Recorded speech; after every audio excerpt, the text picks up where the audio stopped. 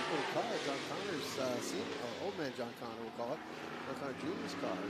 So I've been a couple times this year, and he's out there sneaking around there. A car that Dalton Connor drove to the win at the Anderson Speedway. And he was out there practicing. I had no idea. I tried to catch up with the driver, and I tried to get over there and talk to the driver. He disappeared again. But let's make sure he can get a chance to get back on the track. Yeah, also another driver in the pits is still making up his mind. Christopher Gray, who's doing some practicing early this afternoon, going to make up his mind hopefully today.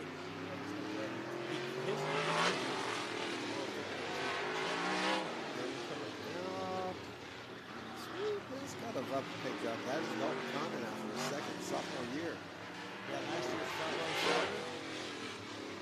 Had one amazing 2025 so far, won in everything from a wheelbarrow to an Outlaw figure 8 car. Trevor, that's for sure. He along with Shackford on the 8 and Dalton Connor on the everything, we call that. But what do we put Dalton into?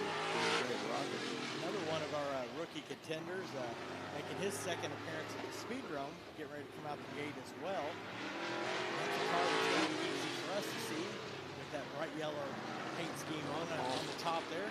That's the 15 machine of Grace Loving. Grace, another one, had a great run in the 1X. Very, very impressive out here. Pretty deep roots for that one. We talk about Tuntunnies and Harmonies up there.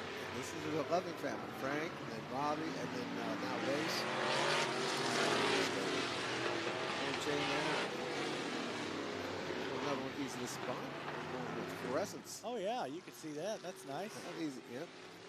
Pick 7 Jesse Tunney. Out on the track. So a lot of new skin for these guys. It's a chance for them to show off, showcase, and kind of shine a little bit extra for the Speedrome regulars. This has always been also the kickoff of the silly season. You talk about the Loving family. Frank Loving made 2 starts in the 3-hour figure 8 endurance race, and those were the first 2 events in 77 and 78. And then, of course, Race's dad, Robbie, who's in the pit area, made 24 starts in the World Figure 8 Championship with back-to-back 4th-place finishes in 2011 and 2012. Now, coming up on the track right now, a fellow out for his first time out for the 3-hour, but in a car I think we've probably seen a dozen times at least, and a body style we've seen a few times, and that is going to be Sean Moore in the school bus. The old hound hauler. The hound hauler there. Our buddies John Laval and Gordon Brown getting that taken care of there. Yeah, and their new latest driver, Sean Moore, currently second in the point standings down at the Showtime Speedway. If he hadn't gone wide on that turn, 2 turns from the end, he went wide around the lap car. They want me to know about that. But he's also picked up a feature win at Showtime Speedway on the Outlaw Figure 8s this year. So John and Gordon said they think Sean's going to be a guy that's going to be an up-and-comer here in the Figure 8s over the next decade or so. So they're backing him in this ride. Sean out of Pinellas Park, and I wanted to give a shout-out there to his fiancée, Cheyenne. They get married November 1st, and that's while we're on it. Race Loving also engaged right now, September 27th for the wedding for Race Loving. We're all invited, by the way. Nice. Yep. Sydney Torres there, got a name on the car even. She rated that high. But yeah, he and Sydney getting married September 27th. Best of luck there. Yeah, another car just pulling out with a nice, good-looking paint job on it. That's the 37 machine of Mr. Ben Limbach. And we also had Kevin Brooks join us. Kept the same paint scheme as he's run all season, which has been definitely a good little mark for him. Very recognizable. Looks like freshened up the body. And our buddy Troy Hughes in the 22 out on the track.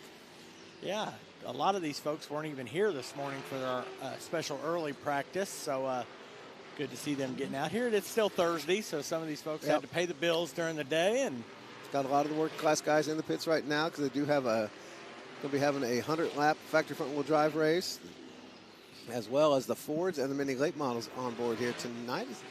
So if you want to come on out, have some fun, we welcome fans in the stands. Yeah, this is just the tip of the iceberg for this weekend with practice for the World Figure 8 cars, plus those oval races you mentioned for 3 classes. And then tomorrow we turn it over to all Figure 8 action, including qualifications for the top 20 starters in the World Figure 8 Championship. Track itself is pretty super clean here. We had a bit of a rainfall overnight here in the Indianapolis area. In fact, a small puddle still exists down at the south end of the track. That's far, a ferret bathing pool. It is. Yep. Joe Petto out here with the mink, as he called it, out here earlier, taking it for a walk or hump, however you want to call it. The way they walk there is kind of strange. Dalton Connor out there so far fastest. That toy machine does 17.537 on pretty much. I mean, nobody really pushing anything out there right now. Yeah, in a situation early in the weekend where guys still may have an old used set of tires that they're wanting to shake the car down after they maybe went through the whole thing here the last couple of weekends after the last race, put some new body panels on and such, work the bugs out before the weekend gets going. So you'll see those times climb all weekend, as you mentioned, with the green track out here right now as well. Corey Harmon making his way out, the number 17 machine, another one of the Speedrome regulars there. Who really is now a Speedrome. Whoa, as we get a little closer to the crossover. Speedrome regular here the last 2 seasons or so. Glad to have him on board. We seem to keep adopting people, from these other tracks. Yeah. Up, Connor down to a 17.162, 17.162. Troy Hughes, 17.446 in the 22 machine. Race Loving, 17.8. Ben Limbach, 17.9. Everybody else, 18 and above. Yeah, and during these open practice sessions from World Figure 8 Weekend, you'll see the folks just heading in and out at their own paces and mixing it up with the folks. So you'll see these cars pop in and out and over and over and over all throughout the afternoon as they make more adjustments. I think Jesse Tang just popped out long to get some pictures because he took 2 laps and headed immediately back into pits. Yeah, and I've been wondering, he posted pictures of that car on social media here last night and got a lot of people excited about it. And it looks totally different out here in the sunlight. So, some neat color schemes there for the Outlaw here today.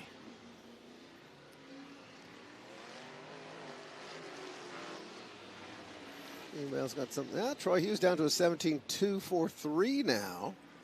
So 2 fast cats so far have been Dalton Connor in the 20 and Troy Hughes in the 22.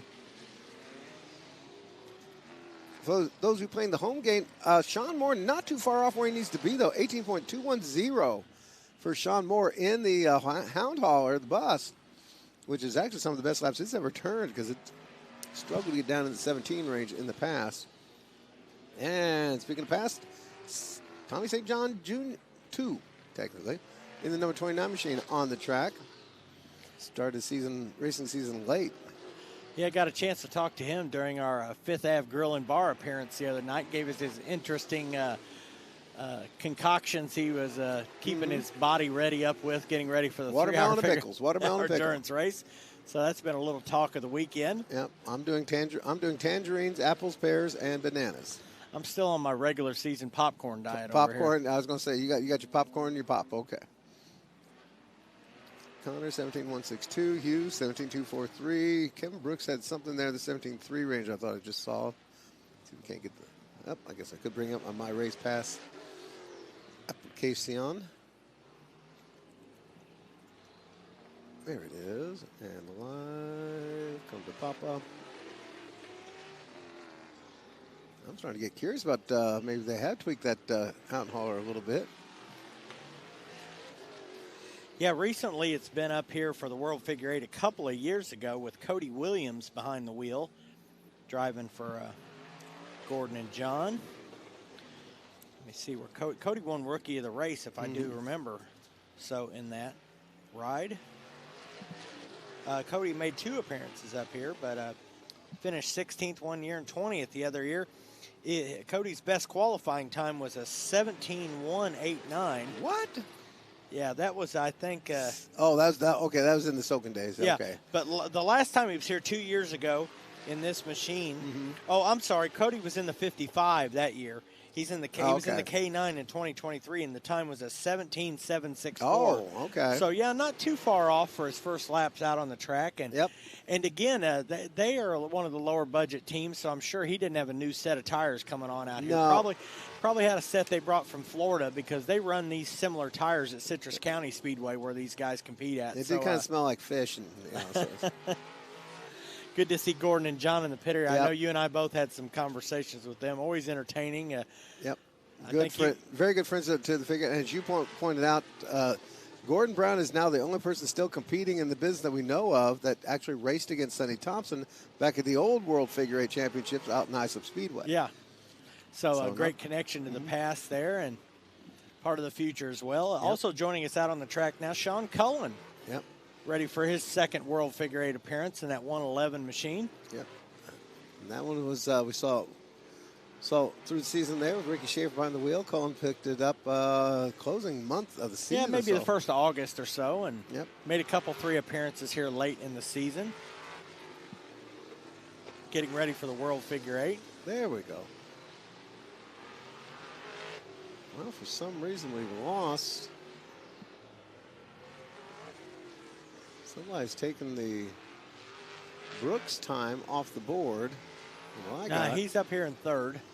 Okay, this was okay. The My Race Pass is. Are you on Race Monitor or My Race Pass? This is Race Monitor that we got on this screen. So. Maybe that's what's going on. Yeah. So let's see what the Race Monitor people are saying. So maybe we got a different program here on the. Don't know. Got another car joining us for the first laps out here. Warming the tires up, heading to the start-finish line. I never get the memos. It's another new paint job here for this weekend, and that's the 74 machine of Charlie Hargraves. Got this new car about mid-season. Picked up 3 runner-up results in feature competition here in 2025. So pretty good year for Charlie. Finished up in the top 5 of the championship standings.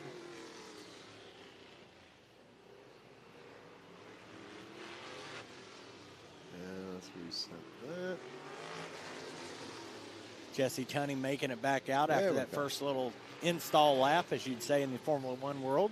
There we go. 17.162 for Dalton Connor. 17.243 for Troy Hughes, 22. Ben Limbach, 17.710. Kevin Brooks, 17.8. 17.803 for Kevin Brooks. 17.804 best lap for Race Loving. Tommy St. John, 17.816. Jesse Tunney, 17.911 out on the track right now. And then everybody else, 18 and above. So far, 12 cars. Charlie Hargraves now out in the 74. You know, something interesting about this weekend, Tori, with these cooler temperatures, there's really not going to be a monstrous temperature change on the track all weekend long. You know, it'd be a little different as the sun lights on it compared to the evening. But as far as ambient temperature, not going to be a lot of difference. Going to get a little cooler, but not that drastic changes that we've seen sometimes in years past of 80, 90 degrees during the day and 60 or 70 at night. And that's always been, one of the issues. This race, traditionally has always been run, or the plan was once we settled down on it, was the week after Labor Day weekend. We talked about this last time out, that that's because, generally speaking, your championships are being settled by then at all your local tracks, and therefore we're not interfering with anybody's championships chase. Yeah, and conveniently, city-wise, it's the weekend past the U.S. Nationals, where a lot of people have hotel rooms and things and fill the city up during that Labor Day weekend. So, and it seems like it's always like, I call it 3-hour weather, but it's sort of college football weather, high school football weather, where it starts to change. There have been years where we've looked at frost, and there have been years we've looked at rain, and there have been years that we just absolutely bleached out. So it's, I will say that an interesting change here for those of you following the YouTube. Jeremy Huff has beat out Dan Shue with first to post. Got his World Figure 8 game on this weekend. Yeah, he's somewhere out there, I think, in the campground, knowing him. So he may not even be with us anymore. Yeah, looking over the backstretch there's a lot of campers over there, Tori. The folks have been set up here the last day or so. You fans in the stands, welcome. We're glad to have you. Another car just joining us out on the track, and that car's had an interesting day, Tori. That's the 50 machine of John Carlson. Yep, a couple celebrities already climbing inside that, including the very own young Miss Mackenzie Dietz in her own chase for championships out west. Yeah. And kind of excited there to get her a chance to get behind the wheel. Then you tell me that she got a chance to race against one of the best out there for a little bit. Yeah, her first time out in the car here, she wanted to get out here at the Speedrome. Of course, she races up the Evergreen Speedway, and you mentioned very good figure 8 racer up there. Saw the video posted online of her making those first laps out there, and it was just her and the reigning World Figure 8 champion, Mark Tunney. So first time on the track, pretty cool. Also taking laps in this was her husband, Jake Reppin, known as the Indian Outlaw up there, a figure 8 racer, also up at Evergreen Speedway. So had the husband and wife pair take some hot laps in that machine, so pretty cool. The Washington folks sort of sticking together. Here's another one that I think is going to be one of the fascinating stories. We'll see what happened. The black number 55. I got a chance, and I'll tell you what, when they were in the area of practice, I saw the car out there. I said, I know that car. And then I saw the driver climb out and said, I have no idea who the driver is. So then I had to stop and go over and introduce myself. This is on the black number 55 is Daniel Norman. Daniel Norman in the black 55. The reason we know that car is that's the car that John Connor Jr.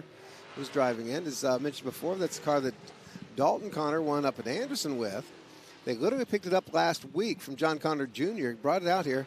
Dan basically ran with us a few years back in a Ford Crown Vic out of Greencastle, Indiana. And he got the car, he came out and run. He's done some late models on dirt, but yeah, couple of figure eight starts here in the Ford Crown Vic, and that's the extent of his figure eight experience. But as you mentioned, got a lot of motorsports experience under his blood, and got out here early today, turned some laps in this machine, and yep, curious to see how he does, because they weren't looking bad laps at all. I mean, doing where he needed to be time-wise. Yeah, and still he's getting his feet wet. These are tires on this car that he got with it from John Connor, so who knows how many laps are on them. So he's still getting his feet wet. Got a nice little line so far, and smooth on the gas and stuff. So he was talking about he's anxious tonight, a big time, getting a chance to just be out here with a bunch of different cars and times, and getting his feet wet and feeling that out and making that final decision on whether he's going to run or not for the World Championship. Now he does have family connections here. John, his father, Chris Gooden, longtime member of the clan, so to speak. Josh Gooden and that rest you might know. Been out here for generations at the Speedrome. Yeah, but not in the figure eight cars. That's what makes it kind of interesting. So we'll see how he does. If he has some fun. And who else joined us? John Connor came back out.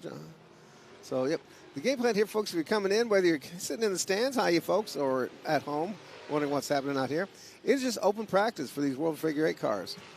And right now, just give them a chance to get a field track. That's also a chance to showcase some of the new bodies and paint jobs and everything else. And some of the, we used to call the start of the silly season began here, because this is when, if you were the champion, for example, you painted that big number 1 on the side of your car to be there for the 3 hour, and you might end up with 4 or 5 guys battling over that number 1. Yeah. And then what letter you put next to it. Yeah, and there's already 20 Outlaw Figure 8 cars signed in. So there you go. Usually on this Thursday nights, it's somewhere in the 20s. Sometimes we've been close to 30, but that many folks get out here on that test and tune evening. Yep. Game plan is go with the practices here for about another hour or so now. And, in fact, I see another trailer pulling in. And then they'll shift gears to a regular program. Yep, batch of features, only for 40 laps on the roundy round for mini Outlaws and the Fords, and 100 laps for the factory front wheel drives, and then go back to as much practice these guys can handle till we get tired of them or they get tired of us. Or the city tells us. Yeah, that's true. The neighbors start complaining. Yeah. When, because these guys, they like to practice. They'd practice all night long if we let them. And meanwhile, we've got one of our high school internees in here. Fresh face. Fresh face, yep. I tell you what, Tori, Daniel Norman's got it down to 18.6. There you go. That's not too shabby whatsoever. No, it's not for... And that's with him now mixing it up with the other cars out here on the track. When he was here practicing early this afternoon, maybe 1 or 2 cars at a time out with him. But he's got some folks out there in anger now shooting at him with the crossover, so... Dalton Connor got it down to a 17.094 and pulled off. Troy Hughes, 17.243 still stands. Glimbox had a 17.7. And that's really that's the ballpark is 17.7. If you're not in 17.7s at least, the chance of making the starting field goes way down. And it's almost like legend car qualifying here for the 3 hour anymore. 1 second may cover 30 cars. No, what was it? I think the spread last year was not even a full second. Yeah. Well, because we had a couple of them in 17, but then a ton of them in the 17.2s and 3s. Yeah, but so you slip up a 10th or 2 during your lap, or you gain a 10th by having a great lap. It could fluctuate where you start drastically coming this Saturday night. Taking a look at the K9 hauler, the hound hauler there. Been quite the hit. There's some say that it's embarrassing. Underneath that car is actually a very, very experienced figure 8 racer. Yeah. That's been around for. It's a car that Steve Durham started out with. Okay, that's the old Durham. Okay, because I wasn't sure which one he was putting underneath that thing these days. Well, the interesting story with it is Durham actually crashed it and got it bent up pretty good that he was done with it. So it was donated to Kevin Garrigus, and it was part of the infield attraction during the Terror Dome Halloween deal, in which it had ghosts and goblins on it. Oh, my goodness. So then after the Terror Dome deal, Kevin put it on top of the storage container out back, and Charlie Hargraves was asking about it and said that Gordon Brown and them were interested in a chassis. So it ended up down in Florida, and Gordon spent time fixing it, repairing it, getting it all ready, and then plenty of time. I know it looks like a school bus nice and neat on the outside, but the engineering on this bodywork on the inside is just impressive what Gordon's done in there. So this car's had quite a story going on, and as we mentioned, it's been to Victory Lane and feature competition in Florida, and Cody Williams ran it up here and finished in the top 20 in the 3 hours. So it's a real race car under there. Yep, Nisa K checking in from Florida. Here's another. Oh, this is my fave here, coming down the track. I'm so proud to see this guy make the trip up here. You talk about a fellow running on a low budget. Curtis Humans out of Floral City, Florida. Out there in number 11, the wing on back. That is basically one of your old school stockers on that one. He actually is a fabricator there, makes all kinds of stuff. Can't talk about it sometimes. But no, he flies airplanes, runs a garage. Builds race cars, golf carts. And he's a Dodge guy. That's where the old Superbird style wing comes from. Mopar Charlie handed over, and this is what I had. Mopar Charlie is a fellow he's working with. He's trying to build a car. Basically, he's working on a car for Mopar Charlie right now. Charlie handed him $500, says, get your ass up at Indy, and we'll finish my car later. So, yeah, and he's talked about for the last 20 years, he's just had a dream of racing in the 3-hour figure 8 endurance race. Come up here a few times to watch and help out, and finally, like you said, got some help from some friends and loaded the car up. And he's been here a couple days already in the pit area, Tori. We've ran with him down at Auburndale, down the last Florida tour, and it was a hoot. He's just so proud to see him make the trip with there. He's literally a one-man show. Yes. Came in by himself, so if you got some extra people in the pits there, need somebody to help out, you can go hang out with Curtis Humans. He'd be glad to have you come help him out. But just a great story. And, over the years, there's been so many people like this that's made the 3-hour figure 8 what it is. And that's neat to see. And one of them is on the track now, the number 5 of Ben Tunney. And boy, old Ben, it's strange to think that he's still, not one of the oldest veterans of the sport, but grew up out here, obviously watching his dad, his great uncle Jim Tunney in the first one. His dad on a whole bunch of them after that, and then, of course, Uncle Bruce as well. Out there racing with his brothers, Jesse, Austin, his cousin Mark, his cousin Dana now. And just grew up here, and he's out there in number 5 machine. Great turnout on the car. And he's been busy this last week because not only his car, but he's been a part of a whole lot of the other cars through the Polk Brothers operation, the Third Turn Performance. He's just been a busy little beaver and hoping to get himself a good season.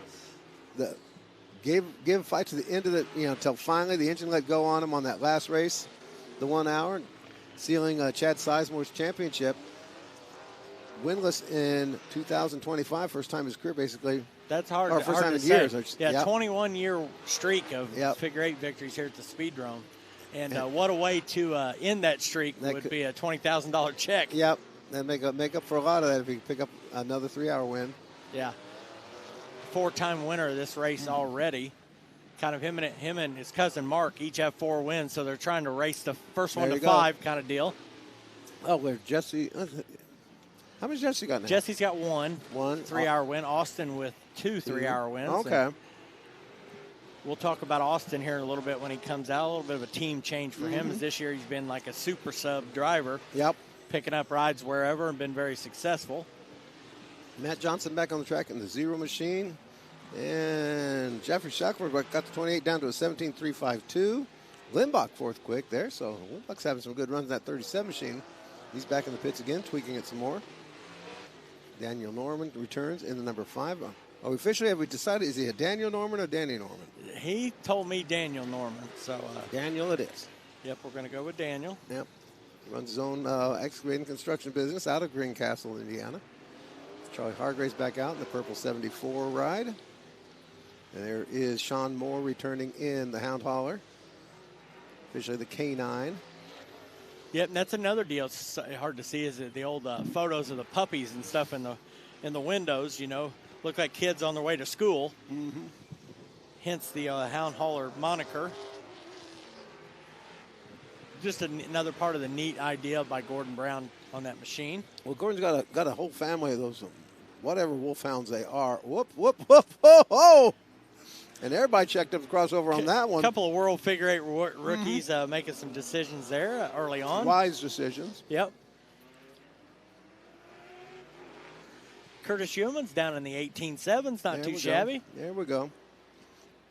He's kind of, for us seeing Curtis out there is going back to the old days of the Street Stalkers running with us, of course. And he's the kind of guy and car and stuff that, you know, probably not going to make the starting field, but the kind of car that you could see running all night long and picking up a great finish. You know, not gonna just power past a bunch of folks, but going to be very persistent and consistent on his way through the event tonight or this weekend. Yep, and I think one of the interesting, he's going to go out, he's going to do his laps. He's not going to get in your way, but he's not going to get out of your way. So I think it's yeah, and he's not a guy that's just going to ride around either, you know. Yep, he's not going to be on the backstretch waiting for the yellow flag lights.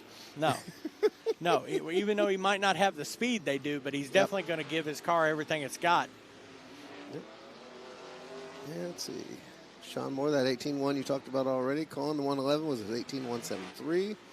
Troy Hargrave's a little bit of a struggle out there. Down to, best he's done so far is an 18.082. Another one not getting up to speed was Corey Harmon. Had 17 laps out of his number 17 car and only down to an 18.041. Not where he'd like to be. Ben Tunney is up to a 17.322, third quick for the day so far.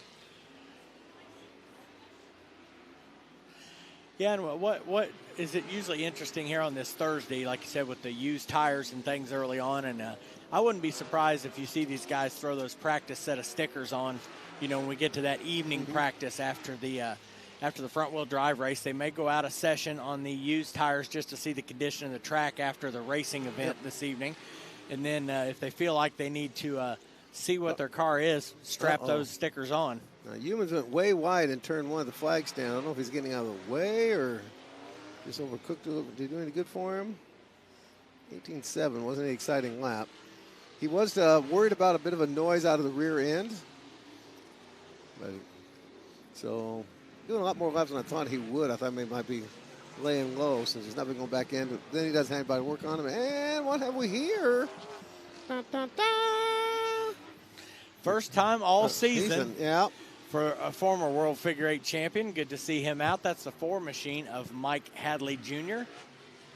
Mike, one of the first ones in to get tires here this past week. Got to talk to him. He's anxious to get back out here and get back going. And even though these days Mike doesn't run too many races each and every season, he's somebody that's always at contention. And kind of a neat stat line going on with Mike. A few years ago, he finished 7th in the race. And then the year after that, he finished 5th.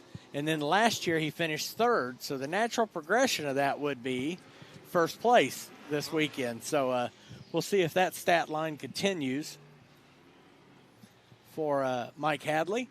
And he's someone certainly capable of coming in off the bench and putting it in victory lane for sure. Well, they've been doing a series of videos off his Facebook there with his lovely wife, Katie, over there getting the car ready to go with over in the garage.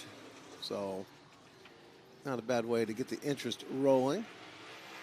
Yeah, and had his son with him here for the first time, mounting tires this week. So giving that kid the ropes, even though he's still not tall enough to reach over the tire machine. Let's see. There's Harmon back out, as you mentioned earlier, not too impressive a lap, so I'm sure he's made some adjustments on that. Well, he's another one I don't think brought a whole lot of guys with. A couple of these guys are really running with skeleton crews. Yeah, I wouldn't be be surprised if Corey's here by himself now. Some of those other folks that are coming to help him will be joining as the week goes along. But, yeah, a lot of those folks short-handed back there, and it's impressive what they end up doing with what they got.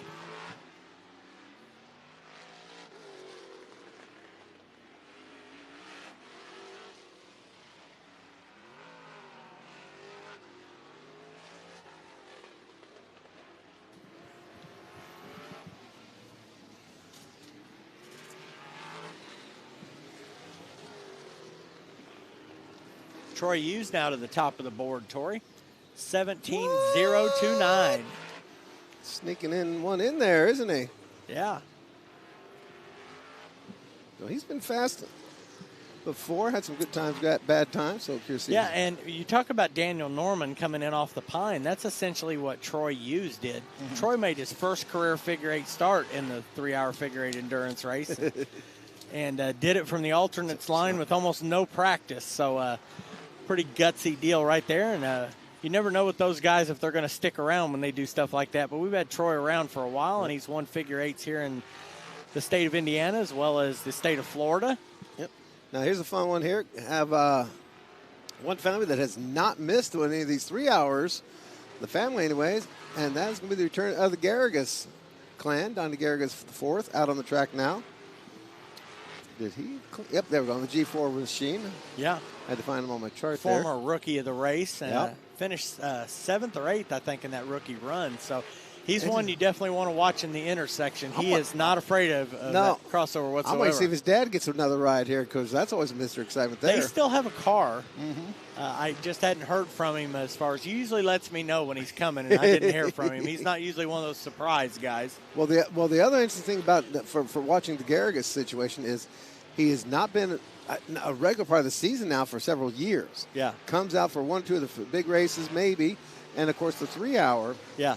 And we'll put it down a 300-lap effort. Yeah. You know, DG3 will show up for the first time, 3-hour weekend. Yep. Qualify as about the 4th alternate. Yep. And run, like you said, run all day long and put up like 350 laps. Yep. And at the end, you get the results, and you're like, 11th place. Yep. Wow, I don't even remember seeing him out there, Yep. But he just gets out there, cranks the laps. Is one of those naturals at the crossover. When we talk about guys like Kevin Brooks and a few of the others just have that natural taste for the crossover. And let's see, 17 Aunt for Connor, 17.3 for Ben, 17.352 for Shackelford. Brooks, 17.6, 17.7 for Limbach. So 19 so far, taking some hot laps here in this session. Again, they'll be able to keep on rolling until about 6, let's see, till about 6:30, till we go to practice rotation for the other classes running here tonight.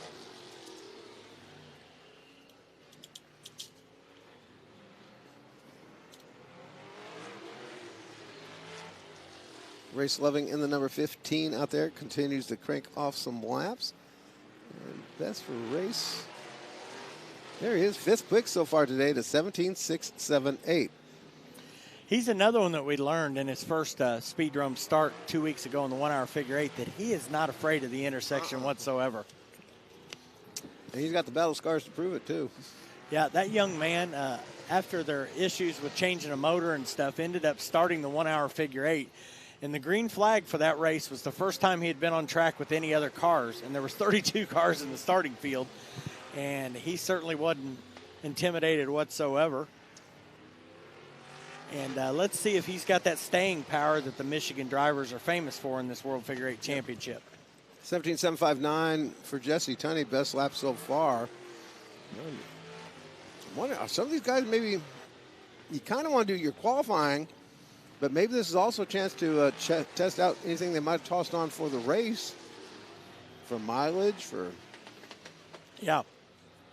And we talked with Chad Sizemore the other day. Chad had some things he wanted to try late in the season on his car, but with him battling for the points, he was sort of afraid to rock the boat on that deal. So he was going to come out here on Thursday night, with some changes in there and see if it was in the right direction or not. So there may be some other folks doing that as well, getting through the end of the points campaign.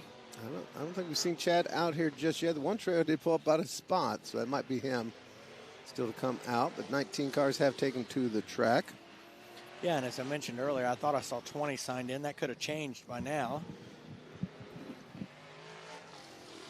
Fans, we welcome you here to the Indianapolis Speedrome, wherever you may be from or however you got here, whether in person, glad to have you, or watching online on the YouTube, or watching worldwide live at the speedrome.tv. Chad has signed in. We're up to 23 cars. The ones we haven't seen yet on track are Dylan Douthit. We have Mike Riddle. Has not been out on track yet. Chad Sizemore. Matt Smith. And those are the ones we haven't seen yet on track. Well, there's Dylan Douthat now. Nisa K, the Austin story. I do not know. What Austin story do you have on the feedback there on the YouTube? Yeah, Austin in a different ride here this evening, and it's in the pit area. The trailer's been there all day. I just don't think Austin's gotten off work yet over at Breedlove Automotive, so we'll talk about that a little bit when he gets here. A little hint, when you go back to the Facebook page, you can see the picture of the car he'll be driving tonight. Douthat came on to the track and immediately back out again, so maybe a little installation lap there. I saw you.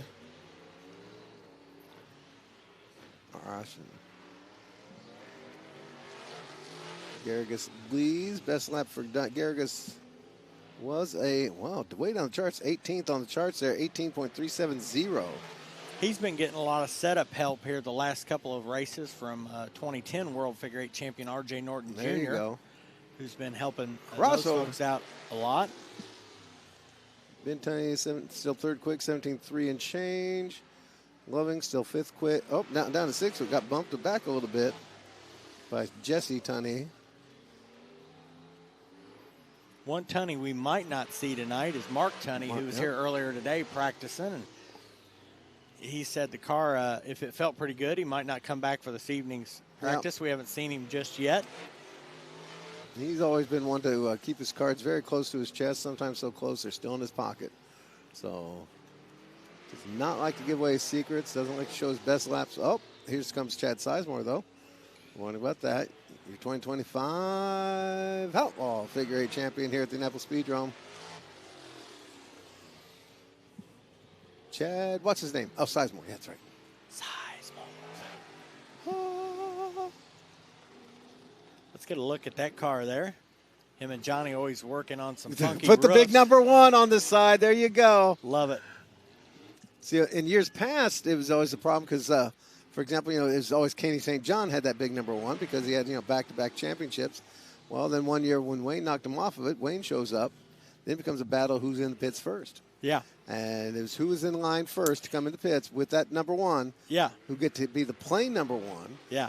Everybody else had to get a number after it. Yeah, that was always interesting. And there'd always be a few of those, too, as you get a guy from Michigan or a guy from Florida or whatever that, just because the Speedrome guy had raced here all year long, but if those folks were the first ones through the pit area, they got the designation. Oh, that caused, And like you mentioned, caused some stirs here and there. The nastiest one I ever saw was Danny Turner over the number 87. I think it was John Laval Gordon. Yeah.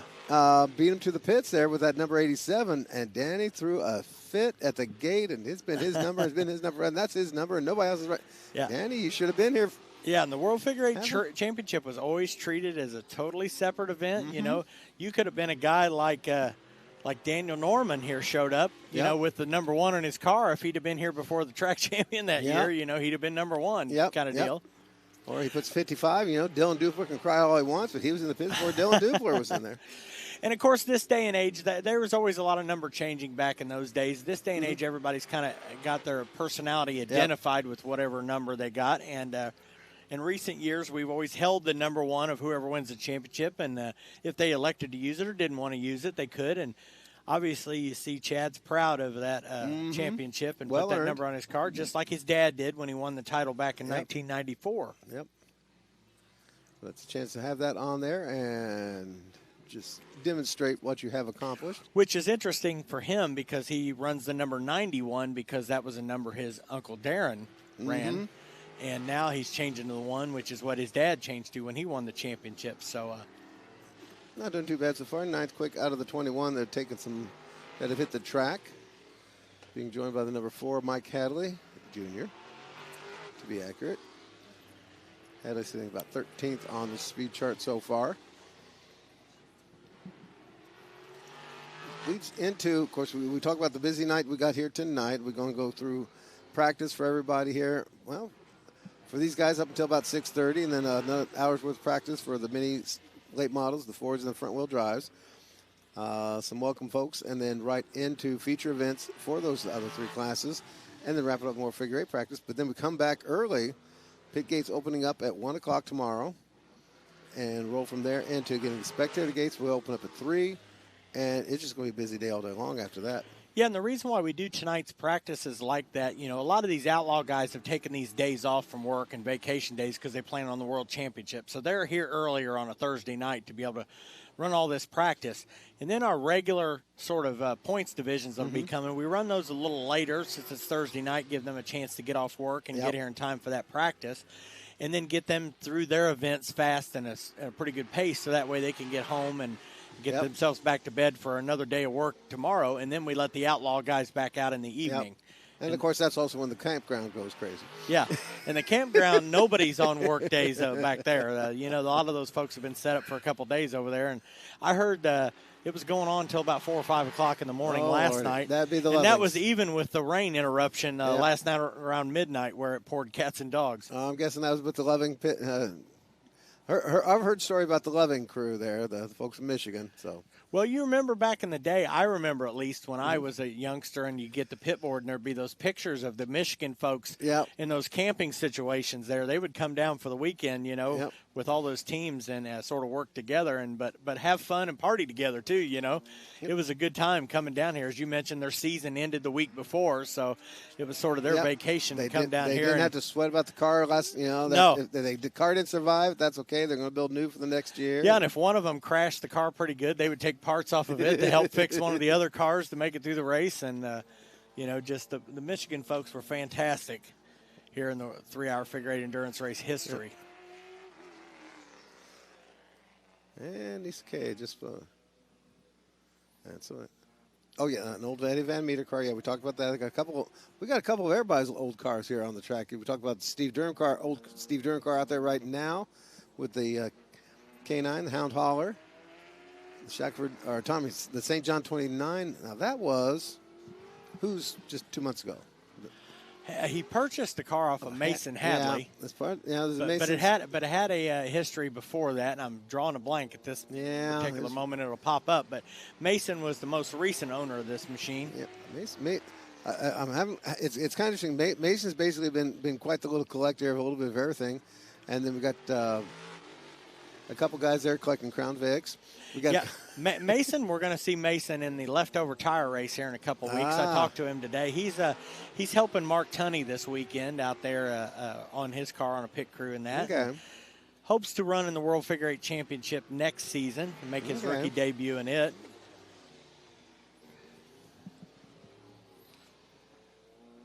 Let's see. Tommy so far, 17.816 was his best. That came quite a bit earlier. And Sean Moore in the K9 up to an 18.191. That's getting pretty cool. A couple tenths off of what that car ran 2 years ago here. Yep. Of course, Tommy St. John with an interesting starting stat line. His very first 3-hour race, he started on the pole. Yep. His second 3-hour race, he started second. In his third 3-hour race, he started third. There you go. So, Tommy, a great qualifier, and got some great top 10 finishes to go along with that. Was a track record holder there for about, 7 minutes? Yeah. Not even that. No, not even that. It wasn't.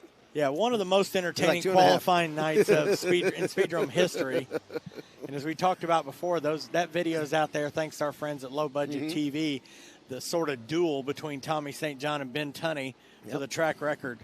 And actually set up a lot of guys now have used the same lap going around the track that Tommy'd used and then Ben had copied. Yeah. Which the biggest feature was hitting that marker in turn 2 of the oval, turn 4 of the 8 to help plant those tires. Here's one we didn't know would see or not, and it's going to be Johnny Hargraves Jr.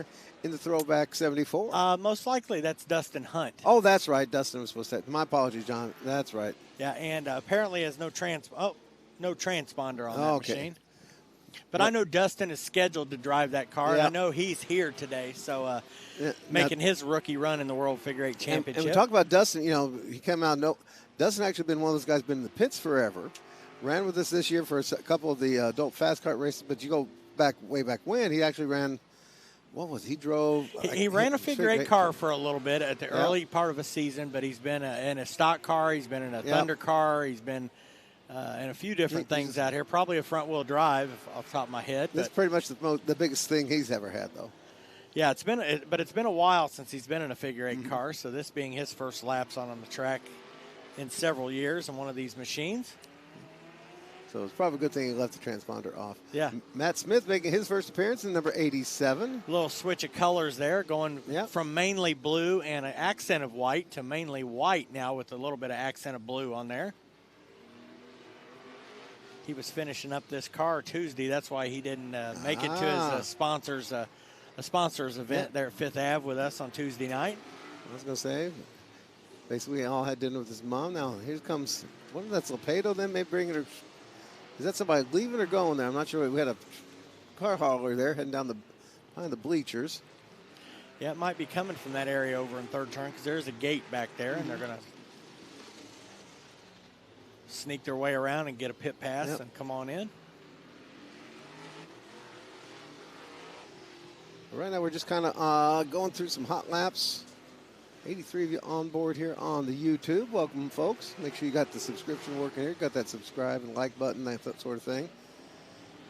Busy time on YouTube. There's a couple of special features going up there with the Speedrome YouTube channel. Hope to have a couple special interviews, plus replay some of the interview sessions we will be doing through the course of the weekend. Yeah, we got a lot of stuff planned. We're happy to have Will Greenwell with us this weekend. He's going to be sort of the on-track MC, and he's going to be doing some things along with us that are going to be appearing on social media and the YouTube channel throughout the weekend. And, of course, you can also check out the replay of the big event we had with the 5th Street Bar and Grill, the TV debut of my grandson, Tommy. Yeah. We tried to get him on the mic, but that's okay. He was entertaining, though. Yep. He helped us ring the bell. Yeah. I think though he has a tremendous crush on Jillian at this point. He could not take his eyes off her. So just I'll let her know if she's willing to wait about 16 more years. We'll see what we can do. Oh goodness. And see what Chad Sizemore up to us. Oh, no, he's really still tooling around the mid 17.668. His best lap so far in that number 1 machine. And again, we talked on him trying some suspension stuff for this weekend. So I'm sure they're going to be playing and tuning with that now that they've been in and out of the pits a couple of times. And have we ever has anybody made a decision yet on the roof wing? And right now, in fact, we've got a couple good examples of what's going on with roofs. You got Matt Smith, absolutely no roof whatsoever, open air. You've got the traditional Regal body there, as we knew it here at the Speedrome for years with Dustin Hunt, just a flat roof. Then you got the interesting configuration there, side one after the other, of Chad with the box style front wing, and then the side panels, pretty dramatic, and then the ski slope roof for the 57 Jesse Tunney, and a ski slope for Ben Limbach's 37.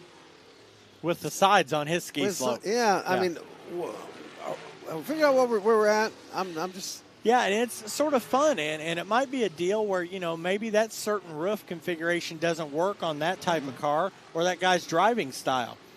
And that's something that we've seen over the past few years is Jeffrey Shackelford has consistently had no roof, but he's consistently been one of the fastest cars out here on the track. So, but then you also have other folks up there just as equal to him. Mark Tunney had a regular roof that we required during the regular season, and then he brings out his swooped roof during their runs just as fast. So it may be a horses for courses kind of thing with different cars.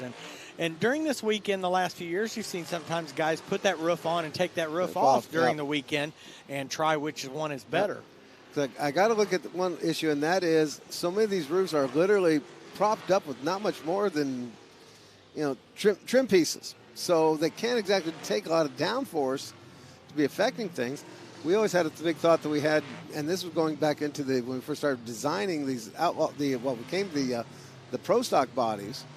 As long as we had that open cab inside, and especially when you did not allow them to do the exotic sheet metals all the way up to the driver's neck, you have such a negative space there for air to go shooting through, and it creates a vacuum right inside that whole cab area that a lot of it gets negated no matter what you do.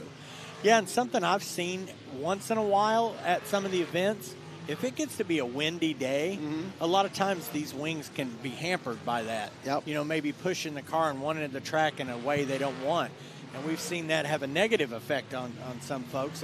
It's been a little breezy today, but nothing too drastic, so that might not come into play, but that's always a factor as well. Yep, but you can sort of gauge when you've got a sprint car with a big old sprint car wing on top, it's actually being held up by some very sturdy metal because it's transferring a couple 100 pounds of weight onto the chassis of the sprint car when it goes through. Well, and also a big thing on them when they're going sideways.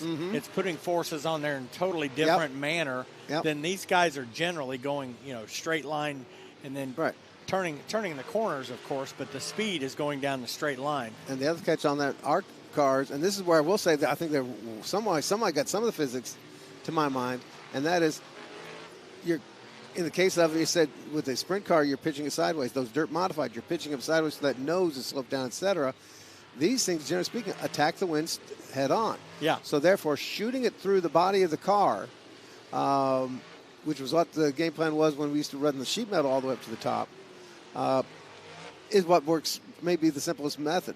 And then what you throw in with the roof on top of that is, as the open, then help to shoot it down with your side wings and be done with it. Yeah.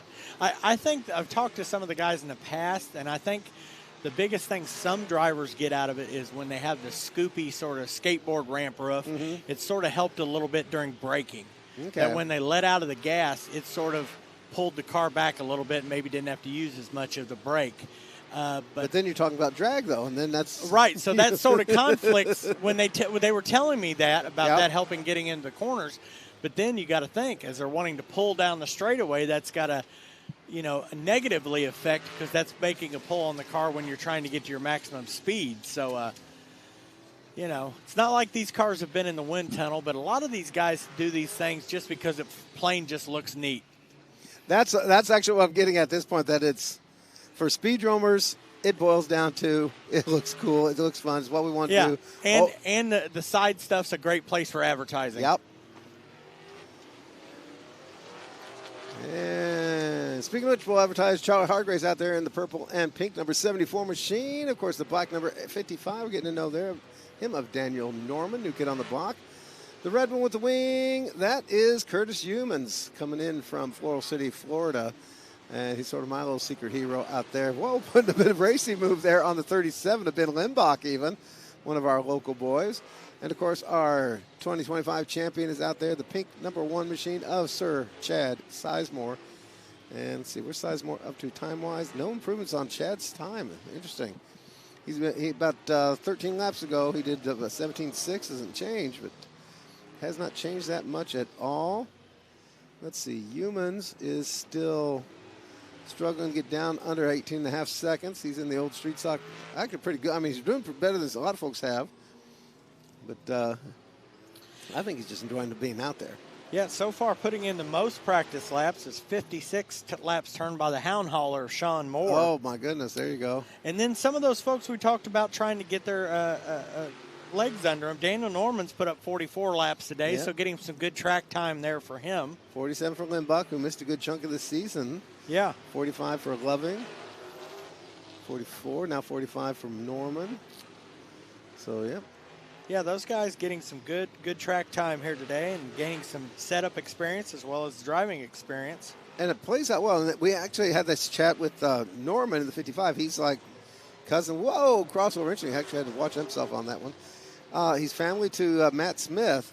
And Matt Smith was one we got a real treat out of when the year before his rookie run on the 3-hour, he was out here during the practice session, and he never missed a chance to be on the track, and he completed more laps on the track in practice than the race winner had. I think the count was somewhere in the 500s plus. Yeah, and he had already made up his mind before the weekend that he wasn't going to run the 3-hour because he had just gotten an Outlaw figure 8 car maybe a month before that. But he used this valuable time. He was going to buy a pit pass anyways and be here to help Ben Tunney in the 3 hours. So he came here and got the most money out of his pit pass and ran all those laps and gained valuable experience. And then had a great rookie season the next year at the Speedrome and then came back to the 3-hour and ended up during his rookie run leading the race with 1 hour to go and ended up finishing third. So Human spins out in the number 11 machine coming off of turn 4, comes to a stop. Had some concern about the rear end, maybe make some unhappy noises, but looks like it has Fire back up and get him rolling again. That is basically an old school street stalker underneath that thing, and he's a fabricator. He flies airplanes when he feels like it. Designs custom golf carts when he feels like it. I mean, he's just a creative guy. He is, and he first caught our eye out in the Florida tour, and we got such a kick out of that big old wing on the back of it. Have some fun with that out there. Yeah, I actually got to meet him a couple years before that. He came to the 3-hour and came in the pit office after the race and said that was the most incredible experience he'd ever had. And he promised me that he would be back to run this race someday. And the last few years, just sort of didn't work out for him. And this year did, and he decided to go all in, and he's here. Yep. And we got more at the gate. What's Hargraves getting up to? Anything good there? No. Yeah, he finally got up to a 17.9. But, boy, yeah, Charlie Hargraves is kind of behind the 8 ball at this point. Got the 4 machine of Mike Hadley come back out. Best lap for him was a 17.9 and change. And, of course, with Mike sitting on the sidelines all season long, he hasn't had a chance to run these American Racer tires here at the Speedrome yet. Yep. So a lot of learning going on for him tonight for the veteran driver. He's got to get his seed legs under him. Garrigus is back out in G4. He's about third or fourth slowest of the field so far. He's definitely got to make up some time and get some speed rolling there in the G4 ride. And I look 5:55. So, yeah, about another 35 minutes remaining in this practice session for these cats. Then they'll get a chance to have a break, have a dinner. Yep. Kind of relax, make some changes, and get ready for the evening practice session for them. Some will load up and go. Some might load up and come in, so you never know. Yep. Good. And like I said, that's the way this Thursday night usually works. Somewhere in the mid-20s to maybe upper 20s of number of guys that usually come each year on average. And we're right there right now, closing in on 25 cars. Of course, we'll be closer to that 40 number by the time we get to Saturday. Yeah, we get a few more surprises like the Daniel Norman showing up out of the, Well, he wasn't on that list, no. That I had, and we'll see if Christopher Gray decides to pull the trigger. Here you go. Dun, dun, dun.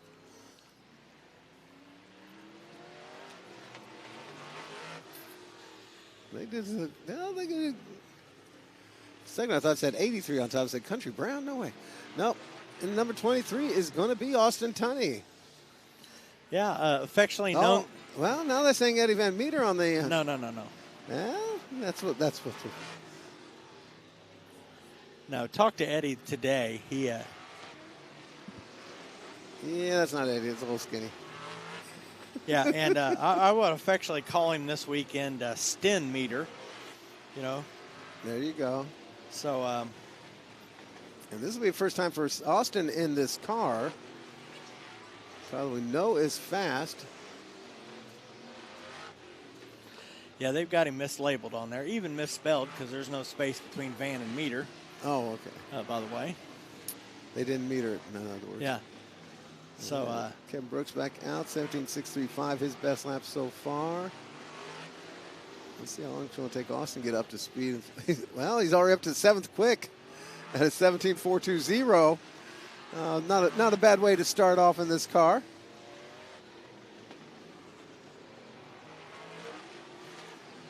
Concessions are open if you're hungry out here in the stands. Of course, we've got the track tunes playing if you want to listen in. Mama Arrington says you better get the track tunes rolling here for me because I want to listen to all that Scott and I has to say today. Got a little scary when he said that. Thought I was losing my gig. What's that? Nothing Okay. Nothing at all. Just checking. Okay. Jeffrey Shackle back out in the 28 ride. Best lap for him so far has been a 17.352. 5th out of the 23 that have recorded a time. Corey Harmon returns in the 17. Tommy St. John's number 29. Kevin Brooks in the 3. Brooks only 8th quick at a 17.635. And Shack's going to head back to the pits. Harmon's another one had Millis.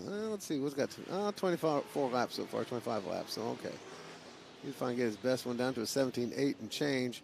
He was one of those way off pace there had me wondering what was going on. Of course, he's another one that came with minimal crew to help out. Did Austin really just come out there and run 4 laps and set 4th fast time? Yeah, he did, yeah. Have a nice day. And a car he's never been in, yeah. They did rent the track a couple of weeks ago. And, okay.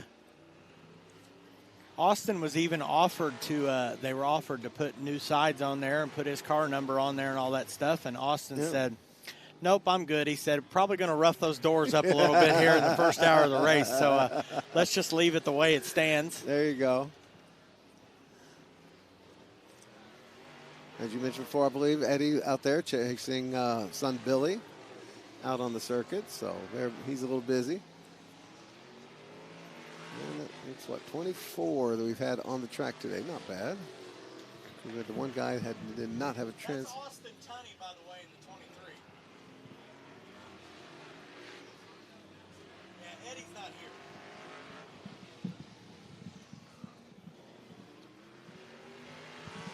here. All right, Thomas St. John out there in the number 29. Definitely needs to find a whole lot more than he's found so far today if he's going to make that. Let's see, his 4th year, so he needs to qualify no worse than 4th.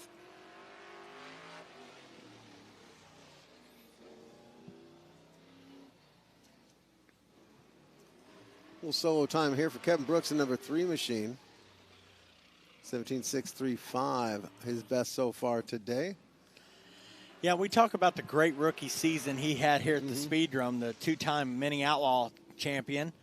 Won Rookie of the Year here this year in the Outlaw Figure 8 division, finishing in the top 5 in points, and also picked up his career first Outlaw Figure 8 victory. Yep. And that weekend we had 2 Figure 8 races, one on Friday and one on Saturday, and finished second in the other one. So he's been pretty impressive all season long, and now he's going to look to double up on those rookie awards and try to win the Sonny Eaton Memorial Award here this weekend. Have we had that happen before? Speedrome Rookie of the Year winning Sonny Eaton? I'll have to look that up. That's a pretty good one. I'm sure it's had to have happened. But not the same season, though. Well, that's true. I don't know. That's true. We've had twice drivers in this race win the Sonny Thompson and the Sonny Eaton Award. And that was Jerry Lee Ward in 96 and Ricky Puckett in 2014. Austin Tunney back out in the 23 machine. See what he can do this time out. Driving for car owner Eric Hester. Best lap was earlier, 17.243. That was a 17.322 that time by. So, car skates around a little bit. It's pretty light in the front. I just noticed 17.174 now. Still 4th quick, but a bit of improvement. That's probably what I'm noticing right off the bat, how light the front is. Yep, lifts the left front just a hair. Well, and we know that Eddie Van Meter is a throttle masher in this machine, so we know Austin Tunney's going to do the exact same thing here this weekend. Whoa, slipped up on there in turn number 3 of the 8. He had to get off the throttle on that. He had to back down a little bit. He just wanted to skate right up to the wall. Well, still able to do 17.3s with that one. So he just lost just enough grip there in turn 3. Let's see what we got this time by to stick good.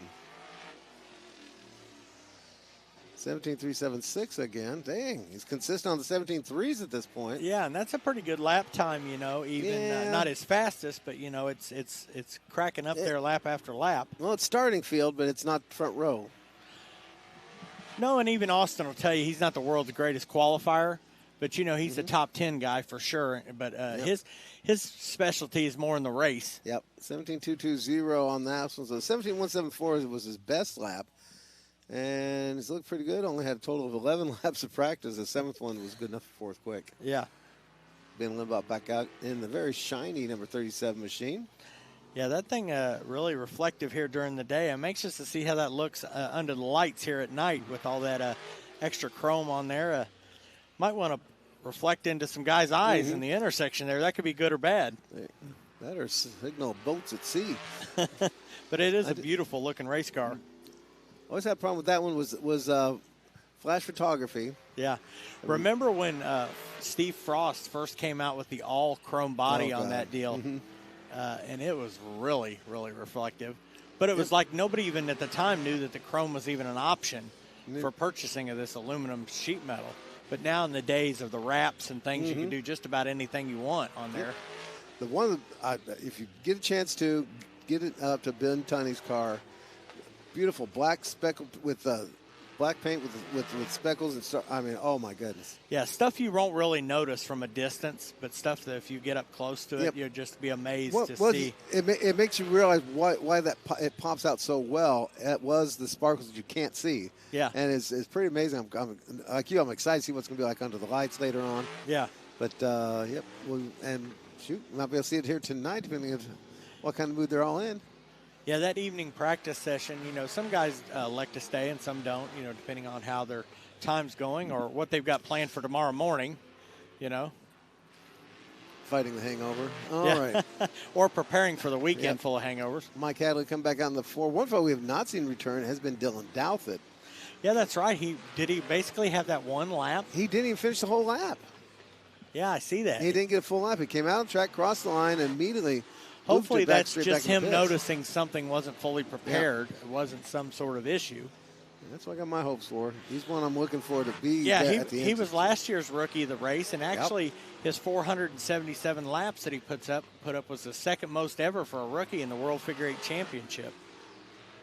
Last year we darn near got into the 500 lap range, and I wouldn't be surprised if we got up there again this year. Race Loving returning, the number 15 ride.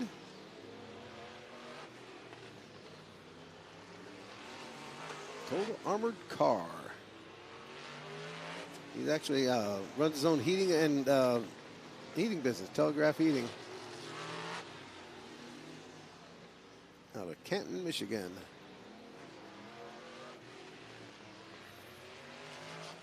Before he's getting married in September. Got Carver people. Oh, got his little boy Hudson back home. And shout out to his niece Rylan, who are supposed to be checking us out here on the YouTube page.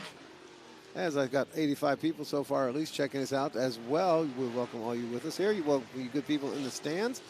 It's kind of a laid-back, watch for fun kind of evening here till we get up to the racing part of things, and then come back for more practice. That's just what we've been doing these Thursday nights. Originally, it was just a freebie, charging a minimal charge in the pits to get in there, not enough to pay for an ambulance, and just opened up the stands way back when and let people just kind of, because they were going to wander in anyways once race cars fired up in the strike. They just kind of wandered in, And then it sort of creeped into having those 111 lap races for the road runners. Yep. And then we had them for the front wheel drives Hornets back then. And then it's just sort of evolved over into different things. But it's been a big practice night for the Outlaws here in the last 10, 15 years. And tomorrow night's program is pretty cool. All figure eights. We have 2 figure 8 races for the Fords. We have the mini Outlaws on the figure 8. We have the street stocks on the figure 8. And we have the figure 8 bike race for the 18 and over crowd, as well as time trials to lock in the top 20 for the World Figure 8 cars. So a busy Friday night and all figure 8 action here at the Indianapolis Speedrome. Okay, now we got a chance here. I think I got Steve Frost's sister out here. So does that mean, do we have an update? Do we have a Steve Frost update? 34 consecutive runs in the World Figure 8 Championship. Will that streak end this year? Yep, that's what we got to know. Last 3 hour that Steve Frost missed was 1990. There's several drivers in this field here this evening that weren't even on this planet. Yep. Well, there's one right now, the number 3 machine of Kevin Brooks. Yeah. What kind of thing would? I don't think Dad Brad was even thinking about making babies yet at that point. Well, I might have been thinking, but that's about all. All right, Daniel Norman returns to the 55. The Black Maria out there on the track. The G4, Donnie Garrigus 4th, and boy, he is really struggling there. 18-second laps are just not going to make it so far. I'm not sure what's up with that team. Hopefully they get that worked out, but boy, that is really way off mark for him. Yeah, but again, on some of these folks, we don't know what their run plan is for this evening, whether they've changed some major setup stuff or what their situation is with tires here early on in the practice session. So that's always interesting, and as people get it dialed in throughout the weekend. Let's see, Matt Smith. 55 Norm best lap has been an 18.327. Garrigus 18.195. What else we got out there? Let's see, Matt Smith's best has been a 17.714. That's about right where you need to be for race speeds right there. 17.714 that's where you race that all day long. And Matt's another one who has a handful of top 5 finishes in this race. Doesn't always qualify that great. Nope. Sometimes he ends up being a second-day qualifier. As a matter of fact, one year he finished 3rd or 4th in this race, and he was the last person to get in the starting field. So Matt just sweats it getting into the race, but once he gets into the race, look out. He gets to the finish line and picks up a nice result almost each and every time. He's basically finished everywhere inside the top 5 except for first. So that could be coming as we look to see if we have a first-time winner for the World Figure 8 Championship here this weekend, or whether one of the repeat performers will add another one to their resume. Or as they used to say, which Tony is it this week? 20 minutes left in this early afternoon practice. Let's choose. Going to be Mini Outlaws first up in. Yeah, there goes the schedule. Oh well, go in here. Recommend if you are planning on coming out, especially if you're going to be here with us all day long Saturday, keep hydration on top of your mind. It's going to be a very, very long day. There will be some downtime, quiet time. We've got quite a few things planned here as part of our festivities. Let's see. For tomorrow's schedule, we're going to get rolling with the practice starting from 3 o'clock. That'll run on through 6 o'clock. And then practice rotation for all the other classes, the Ford Figure 8s, Mini Outlaws, and Street Stockers. Wrap that up about 7. Have a tire scuff session for the World Figure 8 tires at 7:05. Wrap it up about 20 minutes later, and then into a driver's meeting for the Minis, Street Stocks, and Fords. Opening ceremonies, and the first event will be the 25-lap Ford Figure 8, the leftover race from August 16th. That is exclusive to the people who qualified for the August 16th race. They'll have a 25-lap to start things off, then roll into the bicycle race, and then the first round of qualifying, including the field draw and the like, 2 laps. Best lap stands. Then roll with the Mini Outlaw Figure 8 for 40 laps. And then the second qualifying attempt will invert the folks from the first one. Street Stock Figure 8 for 40 laps and the Ford Figure 8 for 40 laps. And something I didn't get added on there in time is after that will be the acoustic concert out on track. I was going to say the Regulator's supposed to be playing after that. Yep. So Mr. Aiken and company going to come out and play. Yeah, that'll be fun after everybody's had an evening of Figure 8 racing to go out on track and maybe have a couple of beverages or two while while they're playing and just add to the weekend by having a good time. You can see the starting to pick up out there on track as they're noticing, and there's about 20 minutes left in this session, so folks are getting back out there. And plus this is, for some, let's see, timing-wise, this is basically the time that they would be doing their first qualifying session. Well, I guess a little bit earlier than that, isn't it? Yeah, because the sun should be close to down by the time they get to that first qualifying session tomorrow. Yeah. So I'm still speculating how many of these people may be running race setups, getting the idea of mileage and tire wear.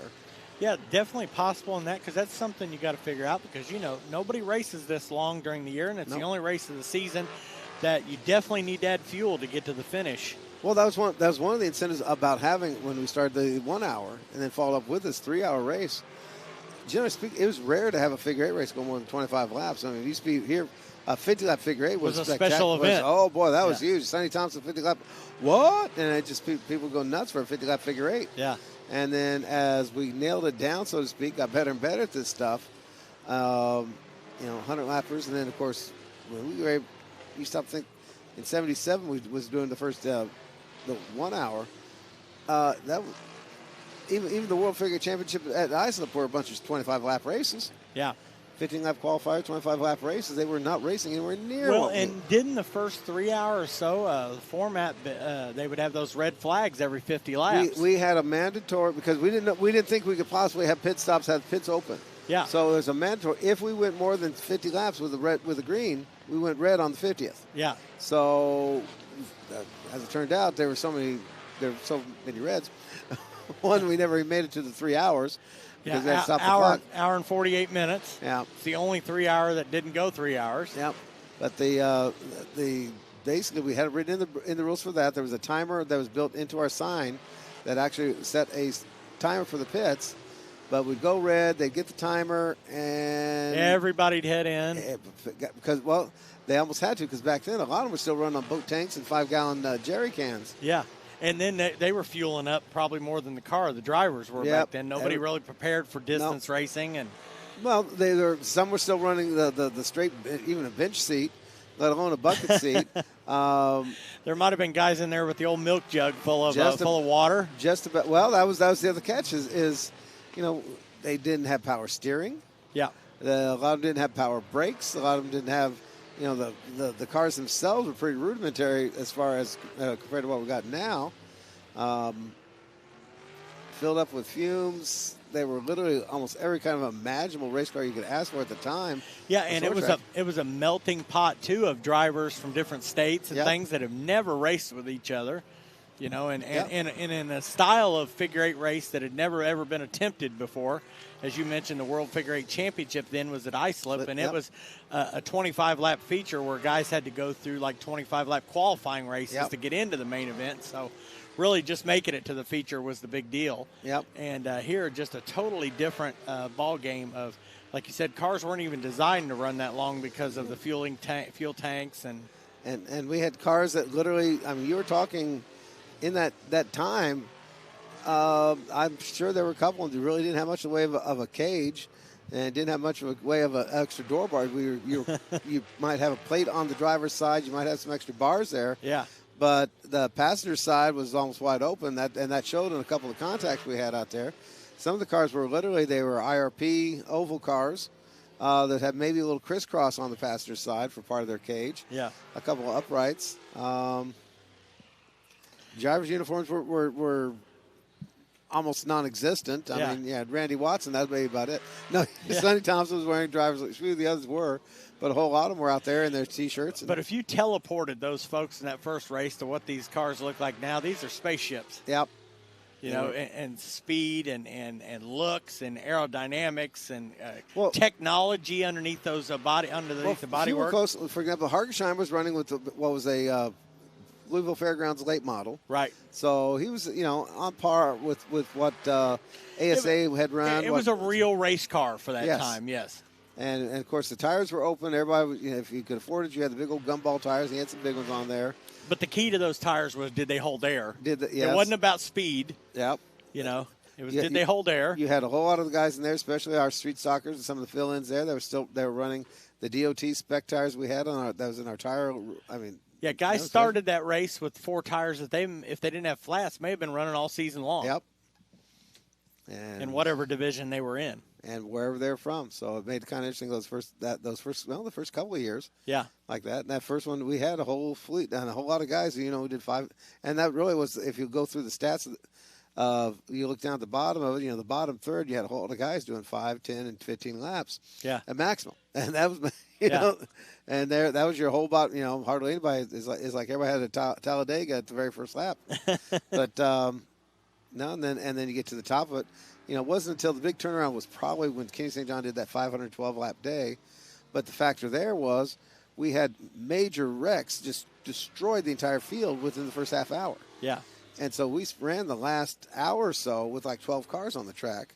Yeah. And that was even with throwing all those cars out there. Well, and of course back then, too, on that deal, we weren't doing the 50 laps stopping it every time. It was wide open, but we were still using the red flag and stopping the clock all the time there. So that 512 laps, it might have been 4 hours and change to get to that point.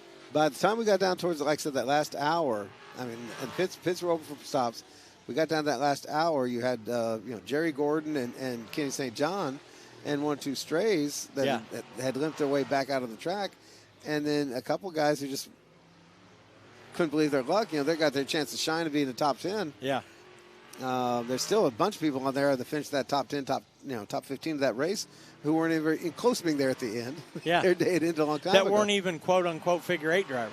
Right. But they weren't. They were racers that just persevering and the word endurance was more of a deal now. Even though it's still tough to run 3 hours, they're just going, hard as they can now from green flag to checkered, as opposed to survival. But still, you know, even through these eras of the World Figure 8 Championship 3-hour endurance race, it's still the greatest figure 8 race on the planet. Yep. And the place that you're going to see the most figure 8 cars assembled at one time anywhere in the United States. Yep. So we got any new add-ons on the speed chart? Not really.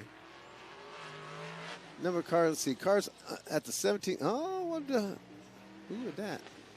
Hadley just pulled off 10th quick at a 17.673. 17.673 for Hadley. And we're up to 25 cars in the pit area. Yep. Pete Bear just joining us. Pete Bear, first time machine. out for the year. There you go. Yep. He's not been on track yet. Dylan Doubt that just that half lap. Yep. That he's been on track. Let me see who else. Corey Harmon back out. Charlie Hargraves making his way out there. I just realized looking at Charlie Hargraves, how much it looks like the Batmobile from the movies there. Yeah. Still haven't seen Mike Riddle out, even though he's been he's listed on here for at least an hour. He's been here, so maybe he's just waiting for this evening. That or he's still recuperating from the camp out. Well, but also they have the Ford cars in their stable out there getting ready for tonight, so maybe they're concentrating on getting those cars ready for those performances, and then Mike's going to put up some laps here later on this evening.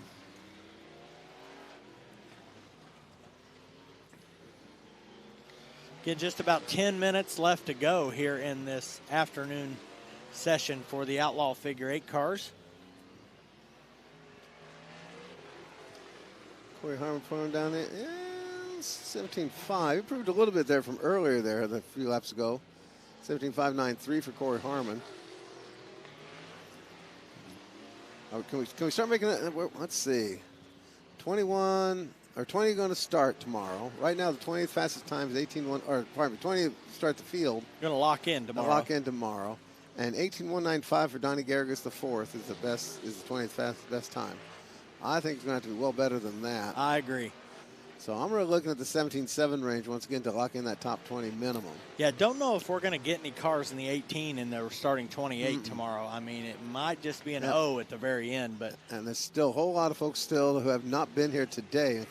And we know that these guys pull 2 or 3 tenths out in qualifying, as we've seen in any other race we qualify. So you can go ahead and take those 17 O's that are at the top right now and make those 8s and 9s and maybe 7s even.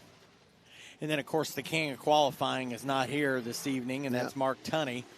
Been on the pole for 12 of the last 14 3-hour endurance races. So, and you run down that stat there, the only 2 he was not on the pole for. Yeah, were interesting qualifying deals where he only got basically 1 attempt because of circumstances with weather and things. So, just an impressive qualifier, Mark Tunney. Kevin Brooks back out in the number 3 machine, and the number 37, Ben Limbach. Limbach's having a pretty good run so far. Yeah.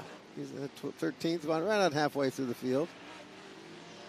Yeah, and I think Ben would be happy with that. I think if Ben qualified and locked in the top 20 tomorrow night, I think he'd be super happy with that and kind of take the relaxation and add it to Friday night, not having to stress on getting into the field. One that's got me concerned is Donnie Garrigus the fourth out there in the G4 machine. Now, we talked a couple times, well, really, we talked over and over again about the last couple of years. In fact, it looks like he did leave the track again. But the bonsai run from the Garrigus guys, out there the last couple of years, usually it had been G3 who's really throwing down on that, but G4's had a couple of those as well. But trying to slide in there at the tail end of that last chance qualifying to make that starting field on Saturday.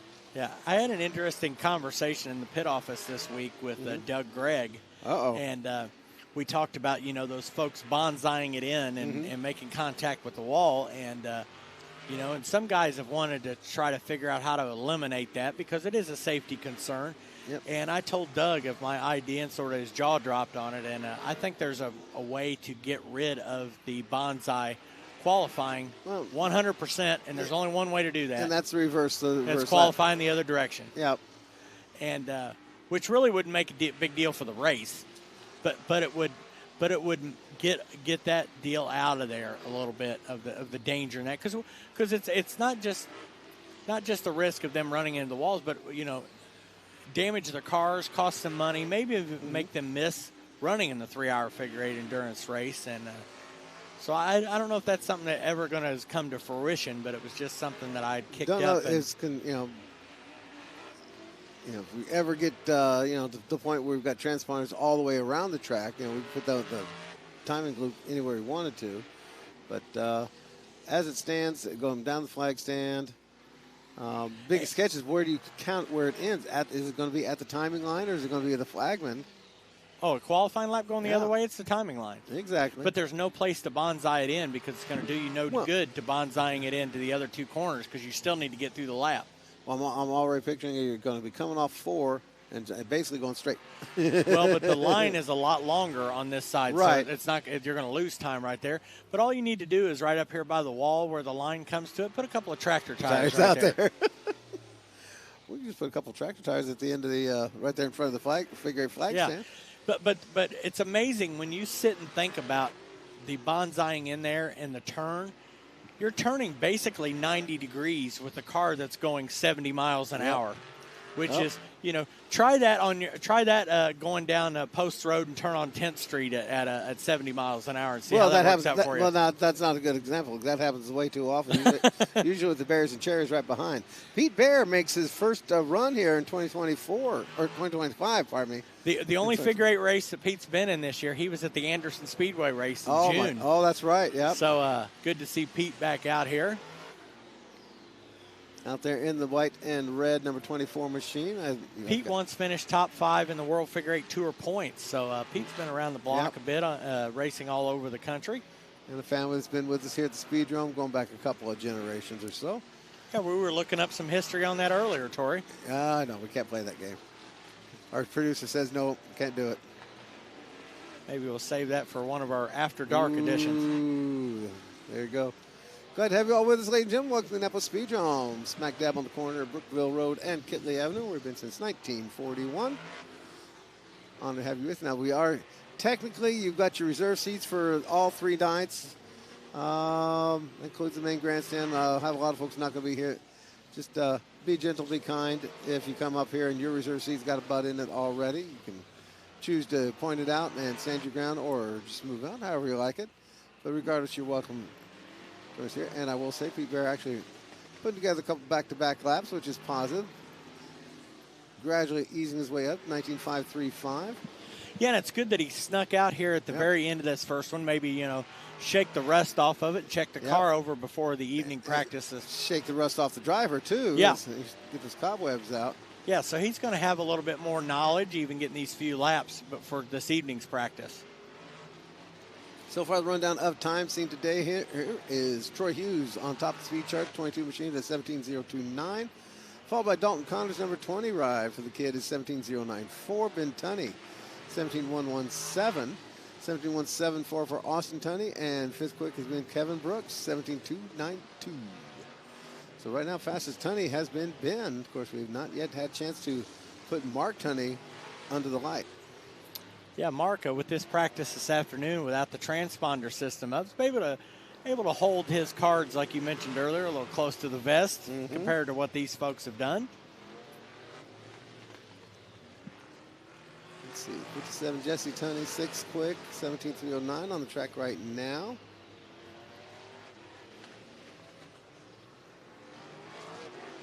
Who is the lap count champ leader right now? Let's see, it is Ben Limbach, 98 laps so far practice. Grace Loving, 74 laps. Tied with Daniel Norman at 74 laps. 73 for Jesse Tunney, interesting. 65 for Garrigus 4. I like that for guys like Daniel Norman. You know, that's great experience because he's only going to be able to get better and better and better the more laps he turns out here and get a better feel for the car himself and being out here with the other competitors. So, because the other catch is also, you talk about if you're doing round racing all the time, you set yourself up for the best groove there is. Yeah. Dirt track racing, you set yourself up for the best groove that you find. And with figure 8, it's going to change approach. When you come off one turn, it's going to be coming down one way. And you got to experiment sometimes with high, low off the markers. Do you make a low approach off of 4? Do you make a higher approach carrying a lot of momentum? Yeah. What works out best for you and your car. And so there is no, I don't think any two drivers have the same groove. Yeah, and then he's now having to worry about, you know, one end of the track you might be on the inside, the other end of the track you're going to be on the outside of somebody, and then at the whole time trying to avoid them at the intersection. So there's so many more variables that are added to even an experienced racer by jumping on into these figure-8 cars. Tommy St. John got it down to a 17.399 lap before last, so he's picked up a little bit out there. Lost a little bit getting around the Garagui and the G4. But 17.399 for Tommy's, 8th quick so far. 57 of Jesse Tunney, 17.309, 6th quick overall. Shackelford still in the top 10 with a 17.352. Should be seeing the checkers here pretty soon, Tori. Ding dang. Yep, keeping an eye out for that. Yep, the official. That's true. Yeah, even though Shackelford started this thing off a little bit earlier and got this practice going maybe 4 or 5 minutes ahead of time, you know these drivers, they love to practice. Mini late models, be right at the on-track gate, and I see you there already. Mini late models, and yep, they have closed the on-track gate, so that's going to wrap this one up. So quick rundown again. It's going to be Troy Hughes, 17.029, your fast car in the early session. Dalton Connor, 17.094. Ben Tunney, Austin Tunney, Kevin Brooks for top 5. Jesse Tunney, Jeffrey Shackelford, Tommy St. John, Chad Sizemore, Corey Harmon for top 10. Mike Hadley, Race Loving, Ben Lindbach, Matt Smith, and John Carlson for 15. Charlie Hargraves, Matt Johnson, Donnie Garrigus the 4th, Sean Cullen, Sean Moore, there you go, new kid on the block in the Hound Hauler for top 20. And then Daniel Norman, the new kid in the 55. Curtis Humans, Pete Bear, and Dylan Douthit, who never did come back to complete a lap. And we had one guy who did not have a transponder, if I recall. So I was trying to remember who that was. Yeah, I know. That was Dustin Hunt. There you go. Didn't have the transponder, and then we did not see Mike Riddle. Correct. On the track. I think that pretty much covers everybody that is on the property at this time. I wouldn't be surprised seeing 3 or 4 more cars show up during the evening before the final practice comes up later on this evening. A couple of these guys got to work for a living. Yep. And always working on the race car. No matter how many early you start on it, there's always something that's the last minute to finish doing before you head to the racetrack. So we're going to move it over to the left turn only stuff here for the next hour. Got to swap the lights around a little bit, make sure they're facing the right direction for the guys coming on the roundy round, and start off with the Mini Outlaws on the oval. Mini Outlaw oval practice, Mini Outlaw oval practice to the track. To you good people in the stands, welcome back. Glad to have you with you. Tori Styles on this end of the microphone. Scott Nye next to me, carrying the load. I'm just here to make you laugh. Usually they point and laugh at all time at me. But we welcome you here to the Speedrome. Welcome and enjoy yourself. It is Harf night. We welcome our Hoosier Auto Race fans. They got your booth set up. You might want to check out for the Harf swag. Get the membership going as well. We welcome our good friends with the Hoosier Auto Race fans on board here. Harf members all get in free here tonight in case you didn't get the memo back at home. Getting ready for some round-around practice here for the mini late model division, the new one here at the Indianapolis Speedrome. Cars built just off the backstretch there using power plant from similar to the Legend cars and the like. So glad to have those cats with us. They'll be followed with our friends with the Fords on the oval and the factory front wheel drives. And the Mini Outlaws, it is their championship weekend here at the Speedrome. They'll have a 40-lap oval tonight and a 40-lap figure-8 tomorrow night before we crown a champion. I believe in the running for that, Nathan Arthur, Steve Vickers, and Victor Rybolt. Rybolt's still in the run? Oh, good. He's got a shot. Way to go, Hector. So those 3 drivers have been battling all season long here, and we'll see how that shakes out over the course of the weekend. Of course, we're coming off a Mini Outlaw event that tied the record car count last time out. So we'll see how that goes. And it was an all figure-8 night tonight and all oval night. So yep. You had some fun. Of course, also one a lot of folks looking forward to, me included. Street Stocks on the figure-8 here tomorrow night. Street Stocks on the figure-8 here tomorrow night. Always a fun one. Rex Cox winning the figure-8 earlier this season for the Street Stocks, and we'll see what they got going. Kevin Smith trying to keep that winning streak he's got going here, and I know he's not a super big fan of the figure-8, but he does really good on it. So wouldn't be surprised if he's up there battling for the victory tomorrow night. But looking forward to a lot of fun with that one. Again, tomorrow night will be, or tomorrow daytime and on, Again, we'll be starting up with the gates are going to open up. Your spectator gates open up at 3 o'clock and go right into figure 8 practice for about 3 hours worth of open practice for figure 8 cars. Yeah, we'll squeeze it all in. And then go on through the whole night like that. Should be wrapping up hopefully about 11 o'clock or so when we wrap up a 40-lap stock or forward figure 8. And then head to the concert. And then go to the concert, enjoy yourselves, chill out a little bit. And then come back early for more fun on Saturday. And you can check out that schedule at speedrome.com. Jim Abbott is going to be out there checking things out. Nisa K going to get on up here and enjoy this race one of these days. And Doodle bonsaiing it year before last, wasn't it? Somebody was asking about comment about that was last year. That was last year Doodle with the big old bonsai. And ended up picking up, you told me an interesting factor there on that one, ended up picking up a bonus. Yeah, he was a second-day fast qualifier last year, picking up the bonus. And this year's second-day fast qualifier just added today is one of our friends from the street stock division, Danny Key, has added $300 to the fastest Saturday qualifier for the World Figure 8 Championship. Nice little bonus there on the second-day qualifiers. Almost pay for a couple of tires, picking up that. So that's always helpful, and we appreciate Danny Key and all those folks always helping out with the event. Wait for the rundown of all your special awards. You kind of had a little giggle in your voice there talking about some of those coming up there. A lot of money on the line, not just to win, but also all kinds of good stuff. There we go. A bonus $250 fast qualifier Friday, $300 fast qualifier Saturday. Oh, man, there you go. $400 for the Sonny Eaton Memorial, $400 to the Sonny Thompson. Chuck Hallmore, best finish from outside the Indiana, Kentucky area. There you go. Oh, man, the Kentucky Anna drivers. So how many? We've only got the 2 so far, don't we? I'll get that list put together for tomorrow. Who's sort of in those categories? Corey Turner Awards. Bill Turner Jr. Turner leading the race at 1 hour and 2 hours. There you go. Hard luck to the lowest finishing driver from the original starting field. Ooh. I know a couple people that had that and didn't want to win it. The Larry Harris Memorial Alternates line. Okay. Best finisher was not in the original starting field. Okay. And distance travel. There you go. So a lot of extra money online as well. We're going to bring these guys out here on the track. Going to have the number 19 ride of your old buddy, Ryan Krugler, out there. Yeah, only single duty tonight for Ryan, so he'll be able to concentrate on that. Yeah, he can take it easy there. Alex Phelps in the 96. Nathan Arthur points in the championship chase there in the 81, the 315 of Levi Hargraves.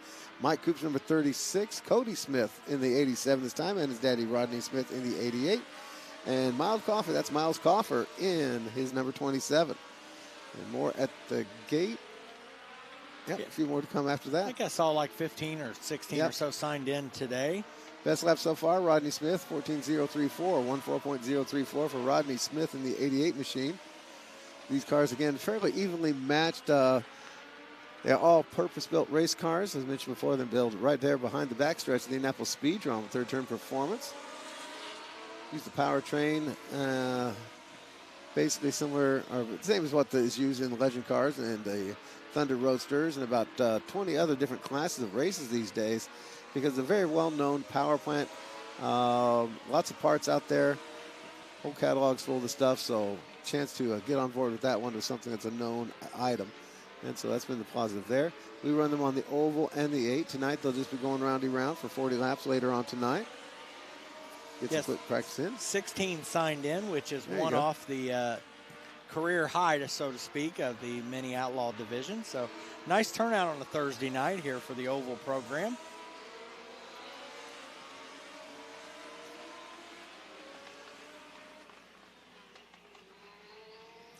And Coffer ends up with the fastest lap at a 13.468. Not bad at all for Miles Coffer.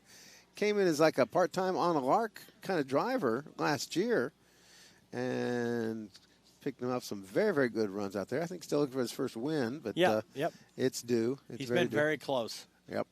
But he gets the fast lap of that first session, 13.468. And give you an idea how closely matched they are. Nathan Arthur, your points leader, 13.485. Then you got 5.25 there for Rodney Smith. Levi Hargraves gave us a 13.721, and Mike Coop 13.888. So closely matched out machines, and here comes another batch of them now.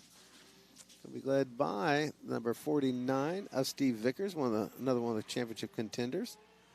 22 is going to be the little jalapeno. That's going to be Jackson Navarro. I'm waiting for a special guest driver here tonight that everybody's speculating on, making his mini late model debut, if I recall, and an interesting return to Speedrome Racing. And is that? There he is, Jack Dawsey 3 in the number 69. Ray Hobson in the number 28 in blue. Has been with us all season long. Another one of the graduates from the mini stockers up.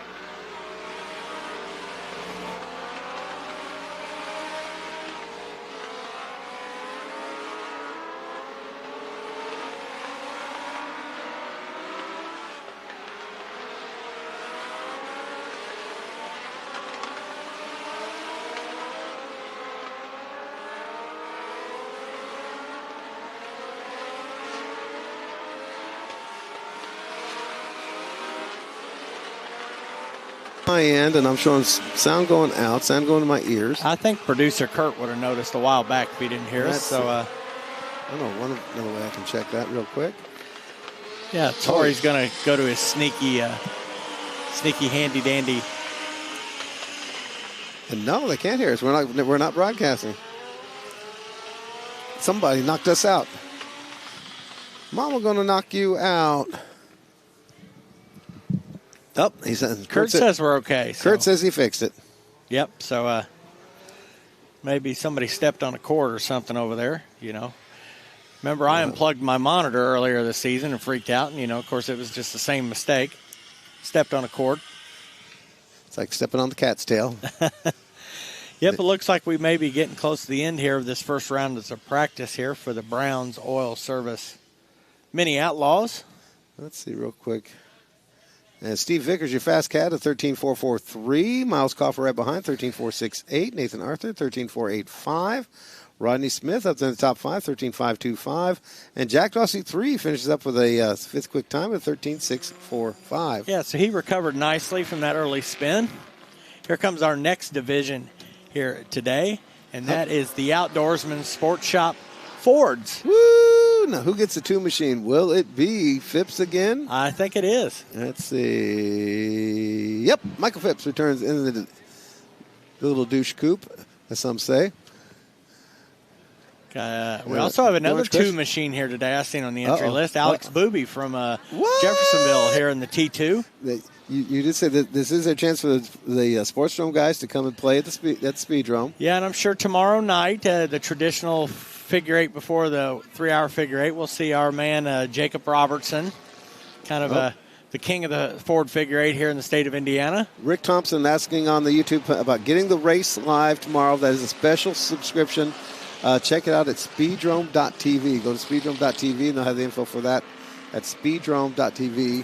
Yeah, and they've got a special package for the whole World Figure Eight weekend. And, of course, those that are regular subscribers here a week or so down the road, they'll throw that up as a replay, part of your subscription there.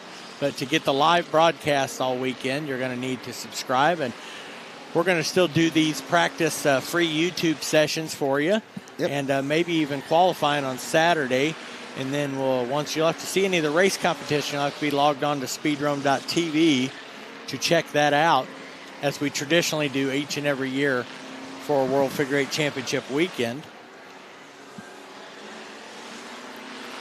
Well, now trying to bring up. We're having internet issues there, maybe part of the problem.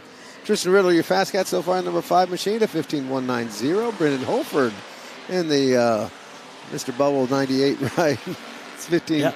Whoa, Tristan just bumped up a little bit, 15.148, but a 15.256 for Brendan Holford. Andrew Brown doing the number 17 Proud at 15.378. Adam Arrington, who's happy to hear our track tunes working, 15.410. And Harold Bruce having a good run so far, 5th quick, 15.453. Another round after this and going to factory front. Well, I guess factories are out there. I see Jessica Bush in line already. Yeah, I think they maybe stuck all the Fords that were currently up at the gate around this first practice. Still a few more of them back there in the pit area I saw. Of course, they'll still have another round of practice coming up, maybe 2, depending on how things go here, how quickly these classes get through their practice session. Your buddy Lonnie Wildrick's out there in the number 14. Frank Hardcastle, one of the winningest drivers in Fords here in Central Indiana. He's been a bit of a slump here lately for Frank Hardcastle. Running 7th quick. Justin Gully's out there in number 31. Lonnie Wildrick, I mentioned before. Zach Deaches is in his number 27. I wonder if he's regretting giving up that Orange Crush number 2. And Hayden Garner's going to go back in the Ford. He'll be out there in the number 62 machine. Yeah, our leading rookie here in 2025. You mentioned Hardcastle's diversity of winning races so far this year. He's won on the oval here. He's won on the figure eight here. And, of course, he's won on the dirt over at Circle City Raceway. So kind of the Central Indiana trifecta here of the Indianapolis city limits. Talking about doing another late model or Outlaw figure eight over there. We'll see. I wonder if we're kind of the October 3rd or 4th, whatever that Saturday night is. The King Kenny run. So. Be the 3rd annual for that. Been some exciting races there on the dirt, and sort of caps off the Outlaw figure eight season up here in Indianapolis. Yep, put you to bed. Dirty, but to bed.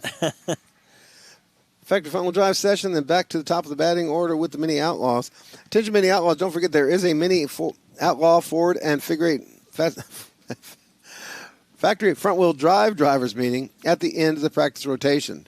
They're scheduled to have a drivers meeting for the Minis, the Fords, and the factory front-wheel drives at the end of the practice rotation.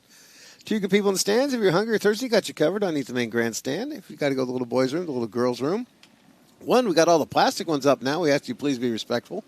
Don't drop your buddy down inside. It's not a good idea. It's not the Blue Lagoon. No, it's not the Blue Lagoon, but it could be a case of the Blues. But we do have those for you, but we also, of course, have the real live running water ones as usual. There's Alex Booby back in action. Yeah, he's been successful up here in his limited appearance. Won a couple of figure eights up here at the Speedrome. Did he get an oval? I don't think he's got an oval yet, though. I'm not sure, but I know he won those 2 figure eights. Good friend of Austin Tunney's. Likes to come up here and hang out with him from time to time and back and forth between the pair. Already 2nd quick at a 15.211, 15.211. Yeah, I regularly see him across the top of some of the feature results from the Sportsdrome Speedway down there throughout the season. Now down there they also get to run. They'll run the Salem track. They'll run a variety of other tracks out there. Those guys down there tend to have a bit more going on with the Fords than, say, our locals.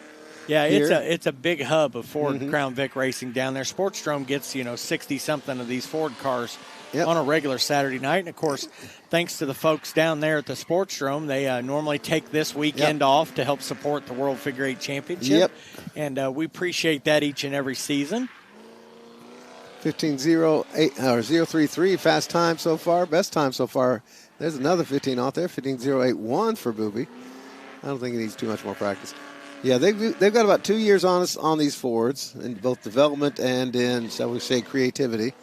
The classic line, you read the rule book and weld in the empty spots. So,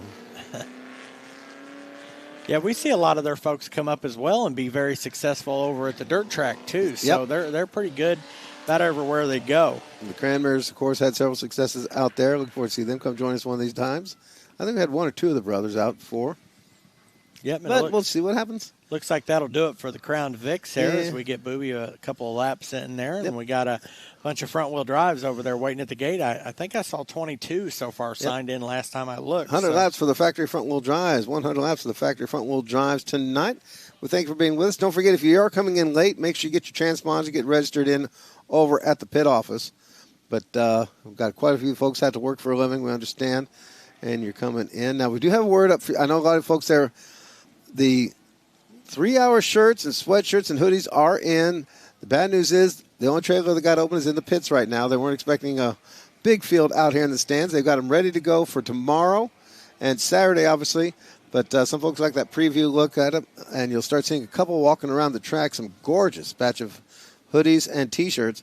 But they are for sale in the pit area, Right now, get these factory front-wheel drives out. Ray Neversall, boy, he's having a heck of a season there. The 00, the buckshot, not bad for a sophomore season in these cars. He out there in the 00 machine. Doug Underwood in the 17, still looking for that elusive first win that his son's got that he doesn't. Chris Snap in the number 5. The number 63, Jess Holiday, came back to play for the big shows, and he's there on this one. Jessica Bush in number 51. Who is in the 33? And that's going to be Johnny Greer back behind the wheel. Interesting. Haven't seen him for a while. Is it the little Frankie Wade in the 03? It was supposed to be one rumor had Frankie Wade in the 03 at one time. I'm not sure if he's still there or not. And the 20 of Scott Stewart Jr. Of course, Scott Stewart Sr., one of the premier drivers in the adult fast karts, but he sometimes let the kid come out and play.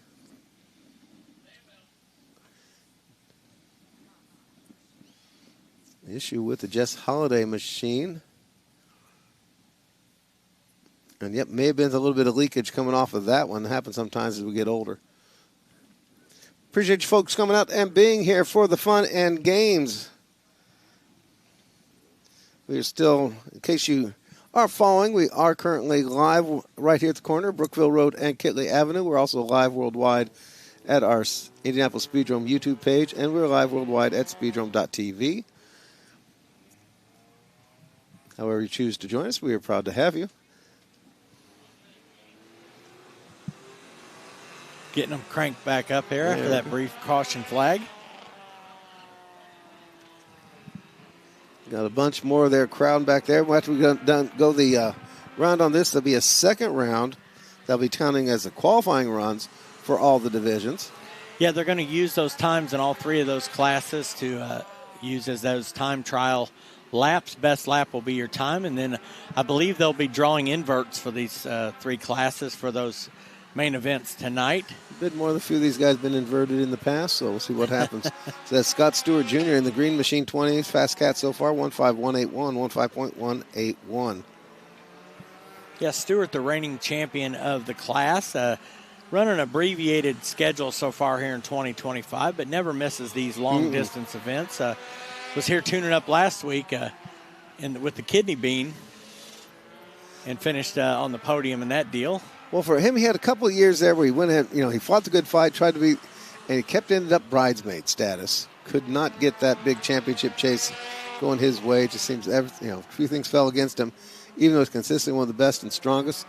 After getting this championship, concentrated more on the big ones. Like I said, he's been working on cars, building engines, and all the other fun stuff. Yeah. More so than being behind the wheel. So, and of course, wants to defend his win in the Crazy Carl race, which we tried to have twice so far this year, but it's been now postponed as the season champion event to September 20th. Yep.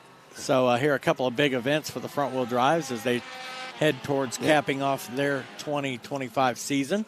Yeah, by no means does the Speedrome season end after the 3 hour. We've got a couple weeks left, and you can check that out at speedrome.com. Stewart hanging on to that 15.030 now. 15.031 for Eversole. Talk about, boy, can't get much closer than that. Better match than that for those two. Yeah. Chris Knapp, 15.183. And then you got to go 4/10 back there to Doug Underwood's 17 machine was a 15.566. So that top three. Well, and two of those three are your top two in the championship standings, and they're basically, turning times almost right on top of each other. So Eversole in the 00 and Snap in the 5, battling it out. And two great young kids out there, a chance to shine. And both looking for a first career Speedrome championship, which is going to be pretty cool watching them battle it out. Travis Harmon, number 94. And which one of the Bird boys we got here? Is this the return of Kyle Bird again to the 55? One of the original pioneers of this division way back when. And took a break off and running around racing with his son. Yes, that is Kyle Bird back in action. Yeah, someone you've been seeing over at the dirt track lately in a Ford car. In a Ford, and his boy also Bentley doing a very good job. He spent a couple of years running around with his boy doing like quarter midgets and the like in some of those various open wheel divisions. And Travis Paddock, 3 weeks in a row now, Harmon has got that massive smoke coming out of the back end of that 94. Yeah, and last week he didn't finish the feature, so I don't know if those were related items or not. But also we got back Nathan Arthur out there in the front wheel drive. Yep. Haven't seen him much in the front wheel drive this season. Well, they brought out the gold machine out there for the last rain out that they had, so getting that together. Yep. 41 of Jalen Summers on the track, the 23 of Kyle Downey, 22 of Mr. Matthews. That's going to be the Devin Matthews. Boy, the English language there is feeding me today. And who did I miss on that group? Darren Redball. Now, we've seen him off and on, I think, over the past 2 years or so. Yeah, it's been a bit since we've last seen him, but he's been out here. This is the black, white, and orange machine, just now pulling in the infield. And what's it got for a number? 64? 6 something. 6R, I think? Yeah, 6R. 6R Redball. Yeah, I'm sure. I'm not sure where his regular track is, but I know I've heard the name pop around a bit. Gorgeous. Looks like a brand. I'll tell you what, I'm seeing no marks on that front bumper or back, so I wonder if that's a brand new car. That'll change here before the evening's over with.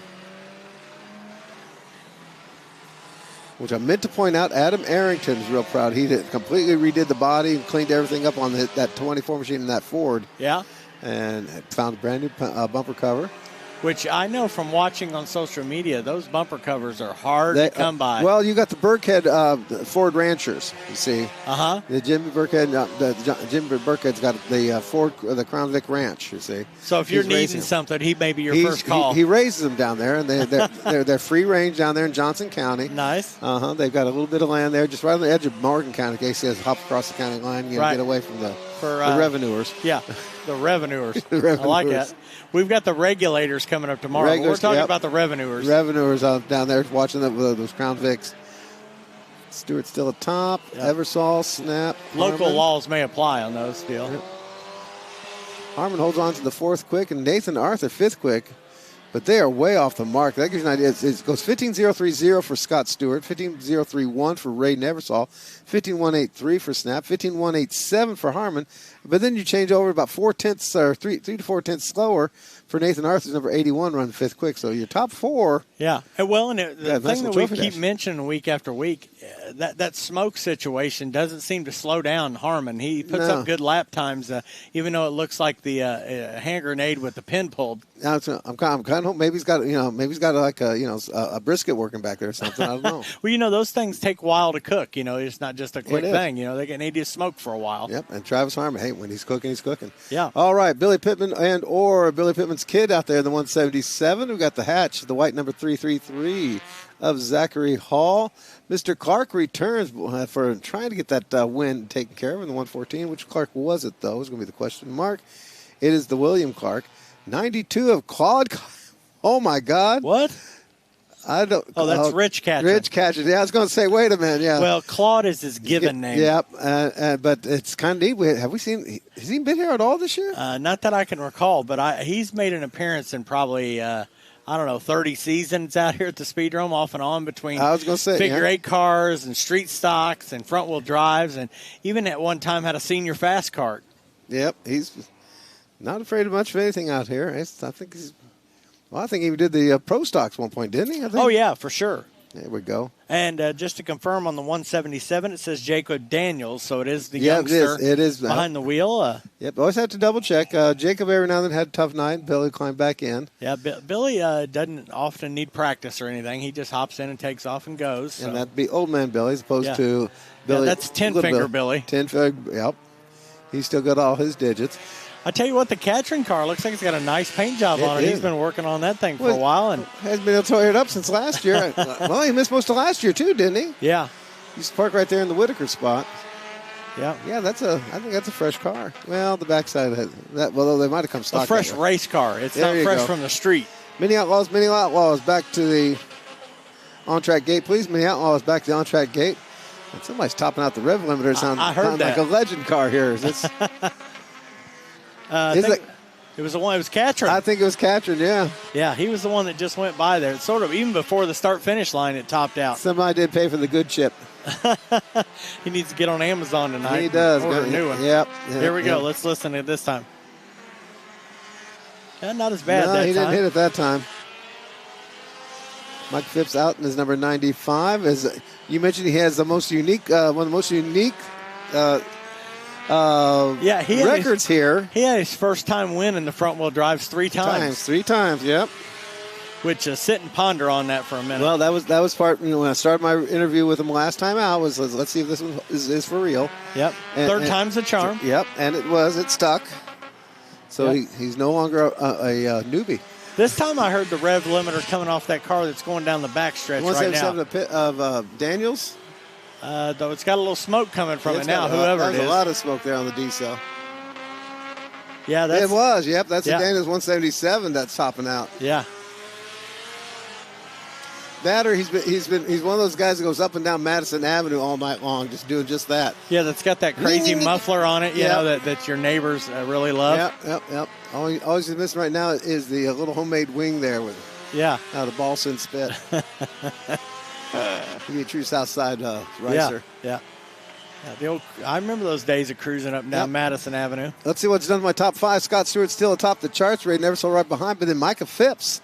Third quick, and there's another 15.047. Yeah, 5 cars under a blanket right Zach there. Hall, 15.090, and Chris Snap, 15.183. So there you go, at 10th and a half, so 15/100ths of a second between your top 5. Well, then you got 187 for Harmon there, just right there as well. Yeah. And then William Clark, 114, gives us a 15.348. Halliday came back out there after trying it the first time, gives us a 15.406. Nathan Arthur, Jalen Summers, Doug Underwood. Well, and, tonight being a 100-lap race for them, speed isn't always exactly the number one factor in there as the cars wear down during that 100-lap race. The track gets a little greasy and tires get hot. Speed might not necessarily be the important thing. Factory front wheel drives to the on-track gate. Factory front wheel drives to the on-track gate. Looks like it's slide one in there. Who we got here, Tori? Another one. Yeah, he was with us last time out. That's Caleb Sutherland. I think we've seen the car before. Yeah, that one was sort of hitting the rev limiter before, and it wasn't even up to speed. And it looks like he's going to head for the pit area. He may want to find another gear, something above 2. Yeah. Just keep it out of R.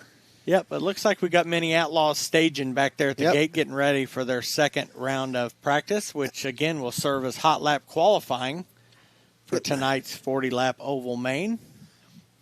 It looks like we're going to continue on through with a freebie on through this final practice session. Yeah, about a half an hour or so.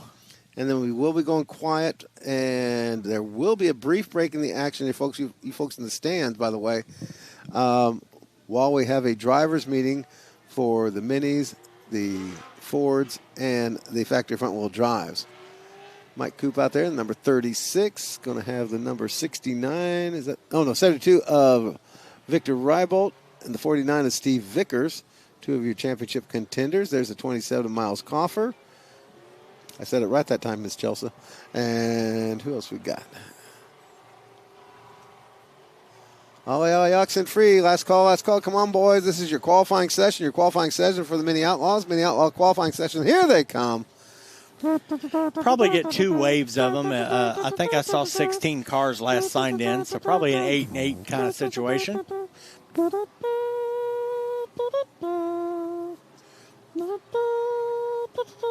I'm so talented. That scared the children. 19 of Ryan Kruger come back up. Boy, it's been fun watching Ryan this year. I hope he's been having as much fun as it has been to watch him, because I know he's worked real hard.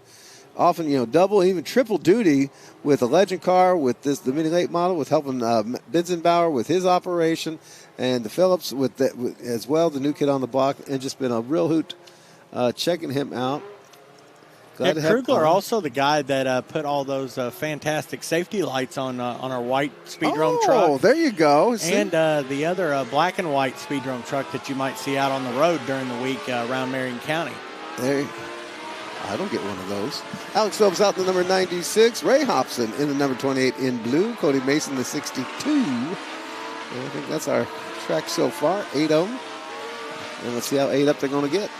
Yeah, and again, there's 16 signed in, so they're going to let 8 of them go here in this one, send the other 8 out in the other. Again, serving as hot lap qualifying, and then they'll be sticking their old hand in the jar and pulling a chip out and see what kind of invert we got for tonight's 40-lap oval feature.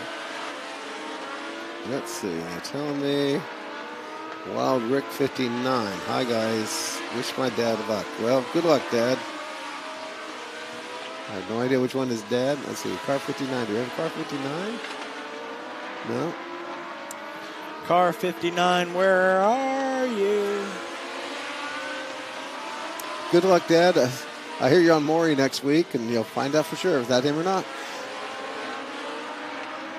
It's going to be Steve Vickers, top of the speed chart for the moment, 13.448, 13.544 for Miles Coffer, right behind Coffer. We saw very fast in the earliest session as well in that 27 machine. Ray Hobson third quick at 13.704. Rival 13.711, and Mike Coop 13.731.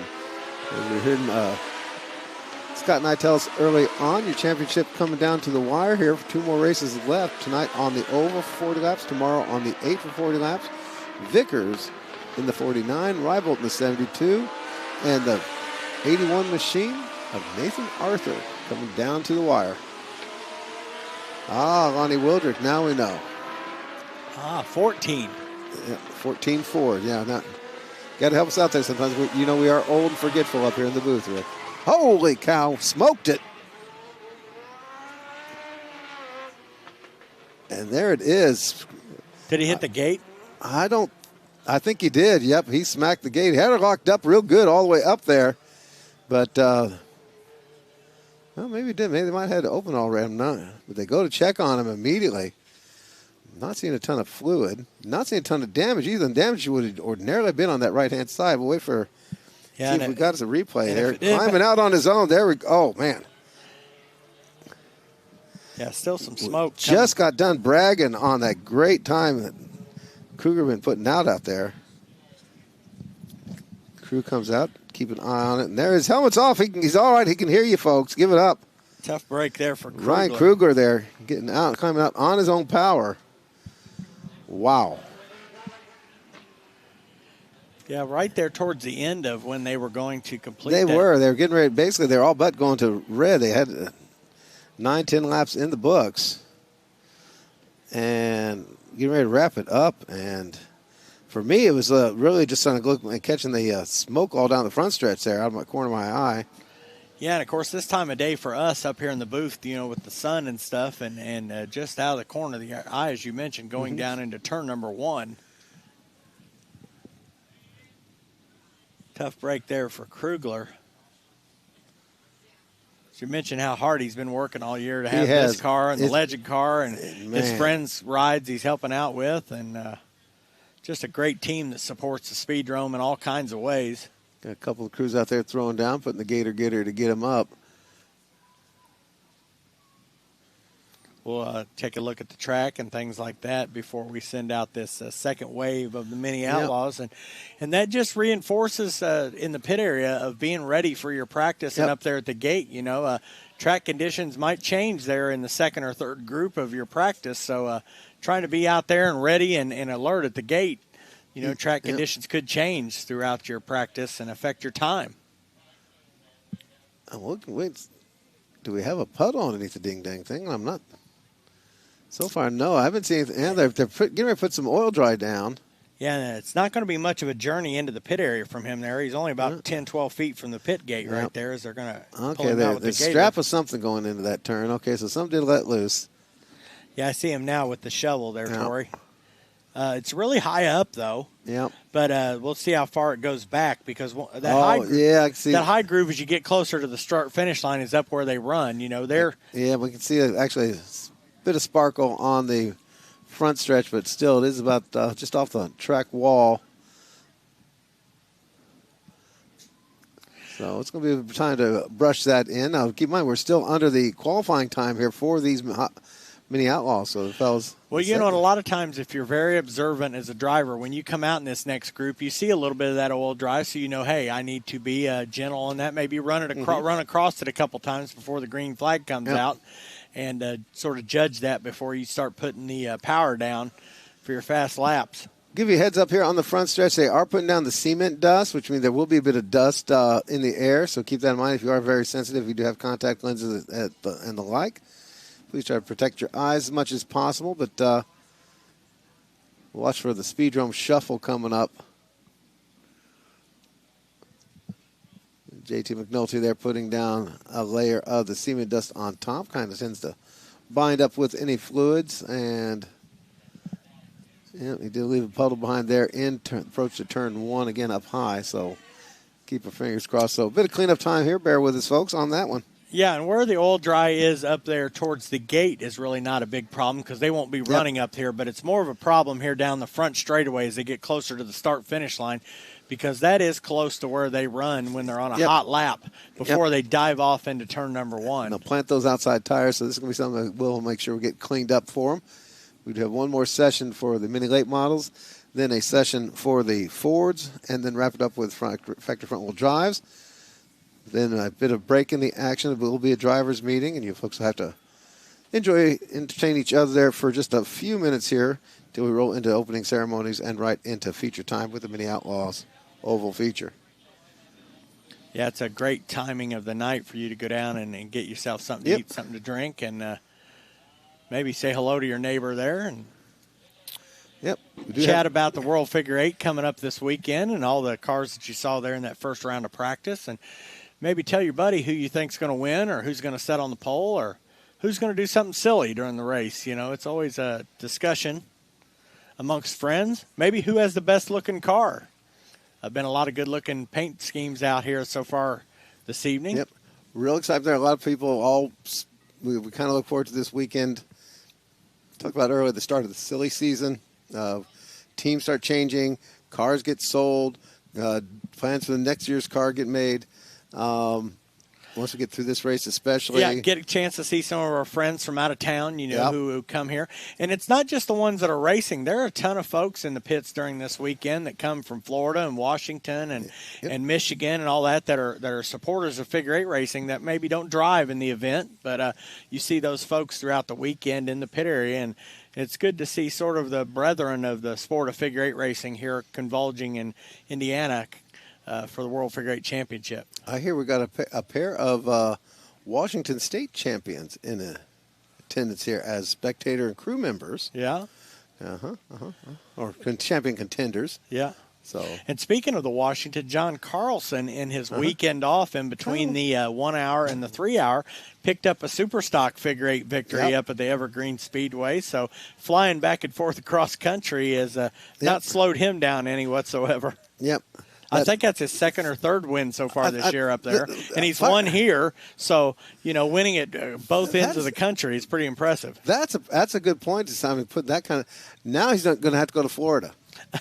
Yeah, I know I see him down in Florida when we're down there, but he's not yet to race down in Florida, and that may change now with this car that he's picked up, and he leaves here in Indiana. So he may hook up with those folks and get that car brought down to the Sunshine State. Because I seen the other day Robert Yoho down at Showtime putting up $5,000 for a figure-8 race in November. There you go. Got a couple folks already talking about that from up here. Yep. Now, I'll give you another one that I had buzzing my social media.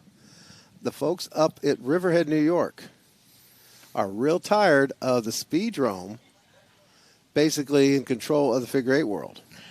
And they want to bring back the heyday of when New York State, in the form of Islip in this case, Long Island, the now long gone Islip Speedway on Long Island there at the tip, to bring back the heyday and bring it back at Riverhead. Well, and I know there's been some discussions. One of the track promoters up there and Mark Tunney have had some nice talks about possibly having a race maybe later this fall. I don't know if it's going to work out, but they definitely want to have one next year at some point with the Outlaws coming over there.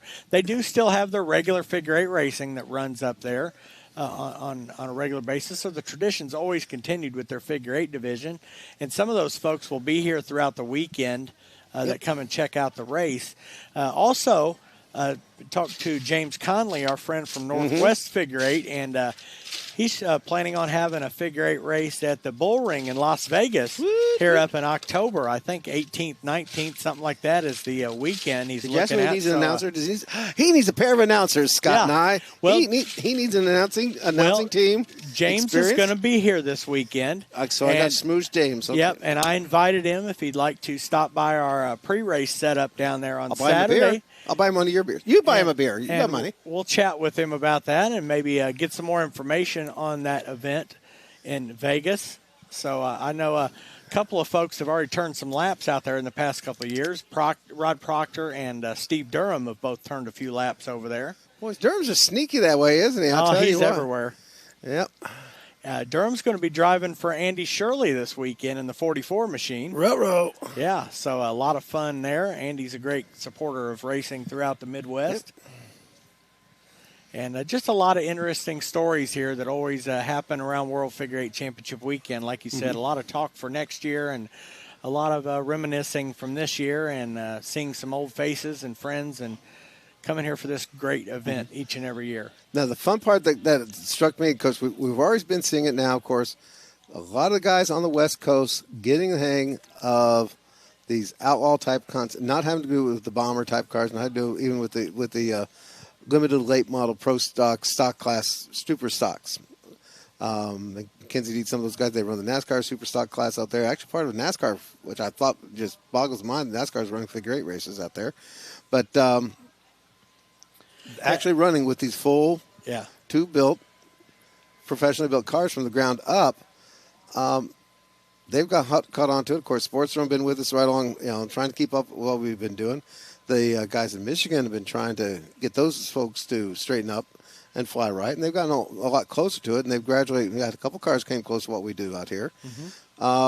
Florida, basically, they'll get something from us down there, but yeah, and actually this year has been the first time in a long time that there's been regular figure-8 racing down in Florida, as Robert Yoho at Showtime Speedway basically has about twice a month has an outlaw figure-8 race down there, and we've seen maybe once a month over at the Citrus County Speedway. And Auburndale does the big show in February, and maybe see something else added on their schedule down the way. So it's good to see Florida sort of picking back up.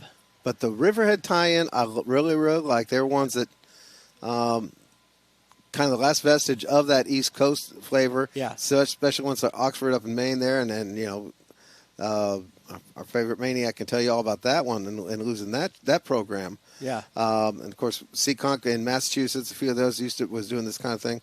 But Roger Maynard, some of the crew out there, still willing to do the modified type cars. But they go, they'll do something. They'll turn their figure-8 car into, basically, it's still a nice little limited late model, but on top of it is a 1953 Ford coupe of some sort, which are interesting and neat looking cars. I've seen caught a couple of figure-8 races on streaming services this year from up there, and it always looks like a fun track to me that I would love to see our cars run on. So I'd love to see this get worked out and have some sort of event up there at some point. And to me, as a fan of figure 8 racing like you are, to maybe attend a race at a place that's been around for figure 8 racing a long time and really just check that off our bucket list of going to Riverhead Raceway. So if you're at Riverhead Raceway or you're in Las Vegas and you need two experienced figure 8 racing announcers. Yeah. Our hands are, you can't see us right now, but our hands are raised. We're volunteering. Yep. Looks like we're getting close here. Trucks are pulling away from the turn 1 area and should be seeing some more mini Outlaws coming up here to complete their hot lap qualifying. Yep, brushed in some, again, this is going to be cement dust down this front stretch, so it does tend to powder up a little bit. If you are sensitive to such things, be advised of that.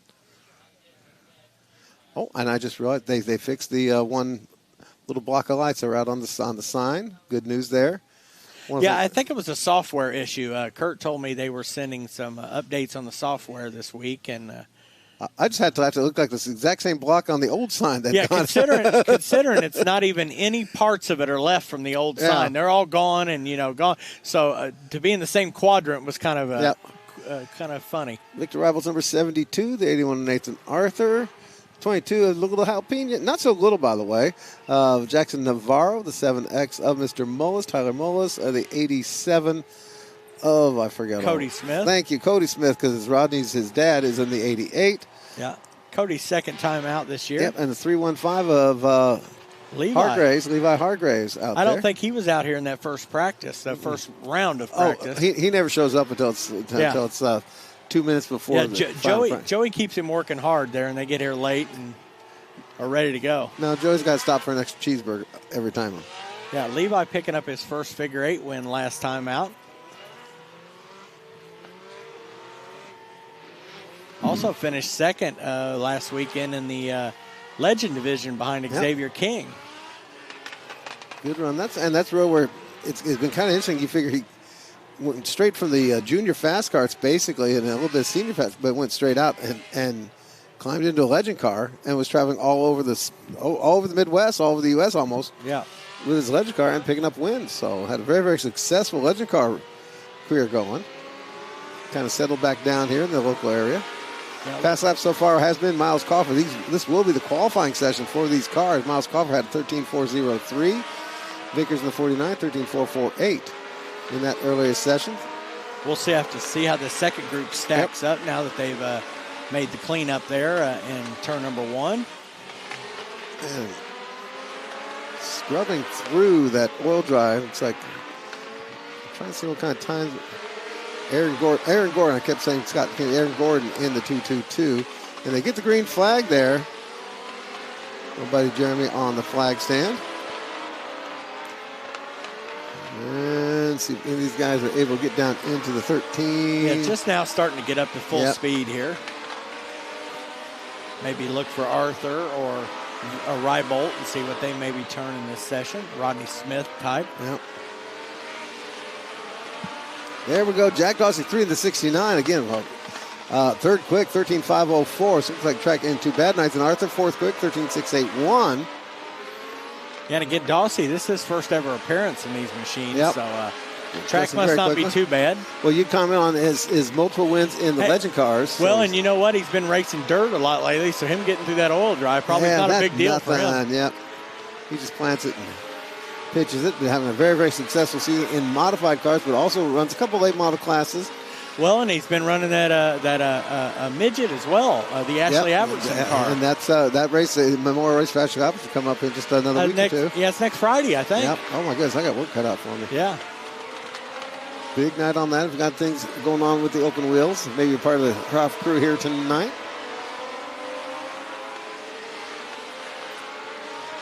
And check your flag. Miles Coffer's going to be your fast cat with a 13.403. Steve Vickers in 49, 13.448.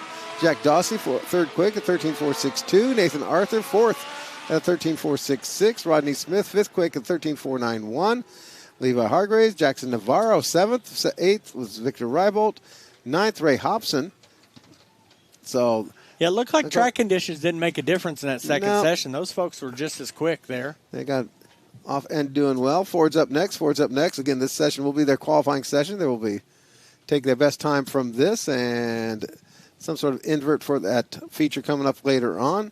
Remember, don't forget, you got that driver's meeting at the end of this final practice session. Yep, and actually this mini Outlaw race is only about 40 minutes from now, so we'll have these other two classes put up their hot lap qualifying, and there's Michael Phipps in the number 2 machine, I guess. Doing double duty tonight. Yeah. Now, have we ever had a Phipps run the 3-hour? I thought we had at least one of the Ronnie, et cetera. I don't think so, but I'll confirm here with my new I was Bible say, that I made. Yeah, let's find out real quick. Have we ever had a Phipps in the 3-hour? Because I want to say I don't think we have off the top of my head, but we'll confirm here. Because they've had a couple generations of Phipps, brothers and uncles and that sort of thing come through.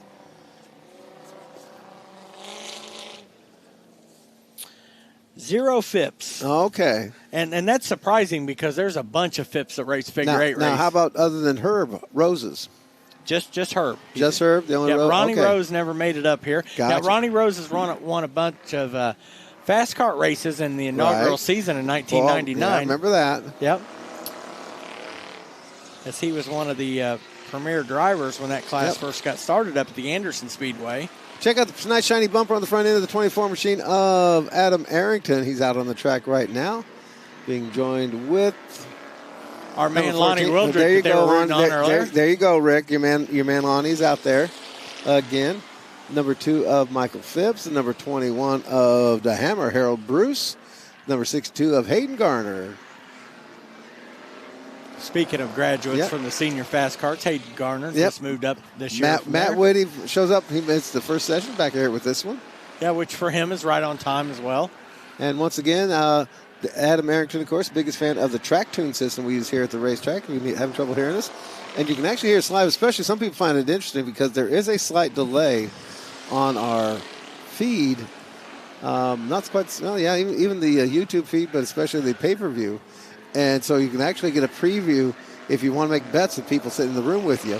If you get the track tune set up, you can hear us call something exciting, and you make a bet with the guy next to you that something's going to win. Somebody's, so just letting you know. For when we finally get that sportsbook app up, you'll be able to jump on top of that. FanDuel doesn't know about this, so you folks, we could work together. Yes. Appreciate the 75 people online with us right now. Glad to have you. That's pretty cool. But also appreciate all you good people here in the stands.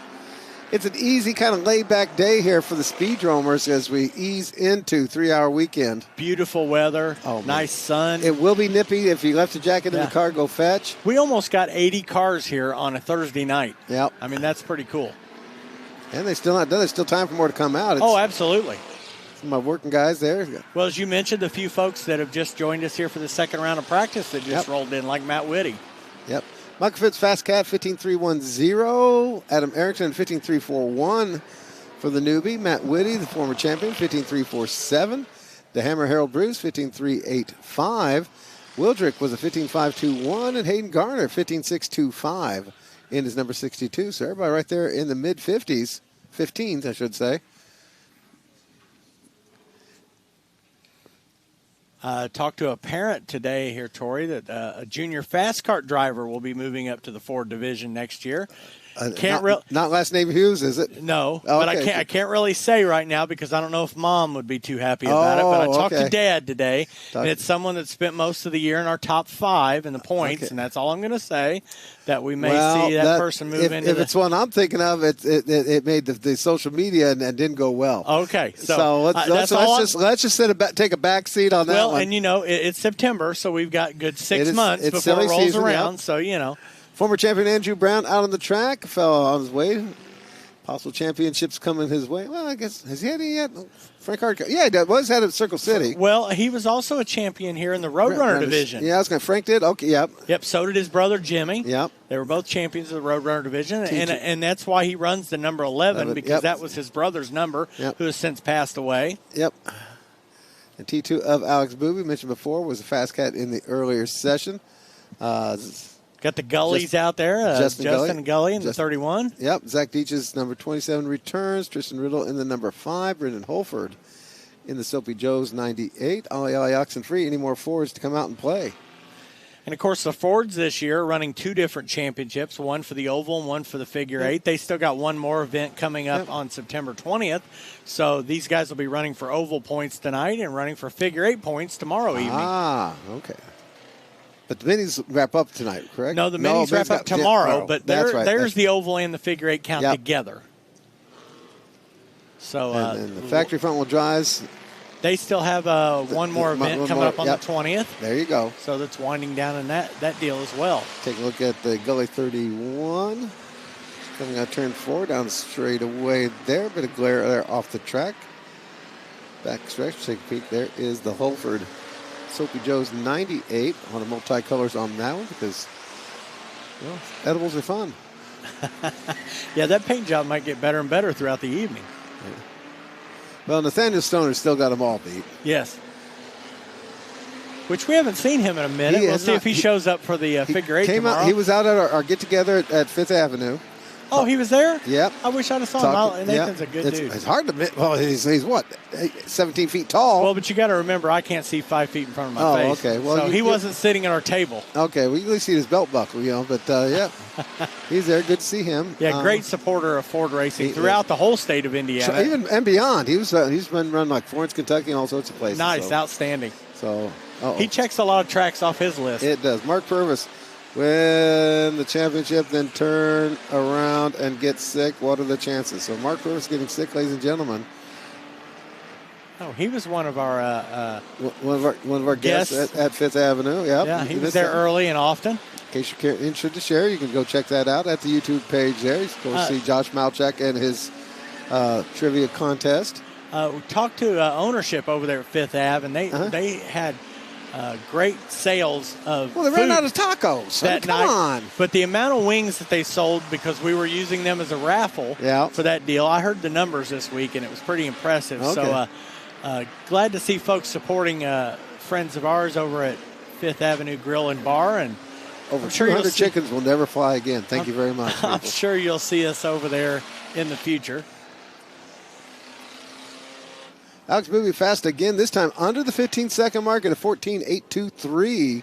Brendan Holford, second quick, 15.021.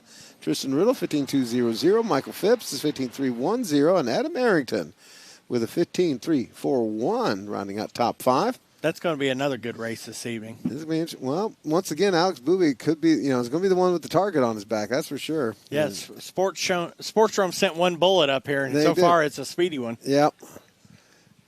And, of course, tomorrow on the 8th, now there will be a special figure 8 race for those already entered from the Speedrome event that was rained out a few weeks back. Their entries have all been filled out. Yeah, and you can actually go back on the My Race Pass app to August 16th, and you'll see the starting lineup still there on the app. So we already know who's eligible for that race. But the second one will be available to other people, including everybody, yes. Yep, it'll be an all-skate Ford weekend. Yeah, and we thought that the best opportunity, because those folks did get to race on the oval that night. Yep. Now they're going to get a double bang for their buck, though, racing 2 features tomorrow night. And again, the first one will be reserved just for the ones who already qualified for that first event. So in case there's any question on that, no, we're not going to let any of these extra guys join that one. That's just for the guys that already qualified, already in that race. So we got you covered there. And up this time in Factory Front Wheel Drive is going to have the Doug Underwood number 17 machine. There's Scott Stewart Jr.'s number 20 in the green machine. Devin Matthews in the 22. The 6R of Darren Redenbaugh. He seems able to get a bit more out of it than he did last time. Jess Holliday's number 69. The 114 of William Clark. Got a double tangle down here between Eversole and Underwood. Eversole backs up. Let's see. Get back out again. Got your points leader and one of your guys battling for Rookie of the Year all tangled up. And then who else we got down there, Tori? That's going to be the 22 machine of Matthews down there. Broadside to the field. I'm not sure if he just got caught up when everybody checked up for that deal there. Something. He's having trouble. There it goes. Finally rolling again. Yeah, he's one of our Iron Men this year. Been to every single event, which it's been a while since we've had a Matthews do that. Everybody going again. They take a quick look at the track, make sure there's nothing deranged, as you would say, going on up there. Looks like they might have found a little something. Yep. Could be pocket change, could be a 10 millimeter, could be a little bit of slickness. We'll see what happens.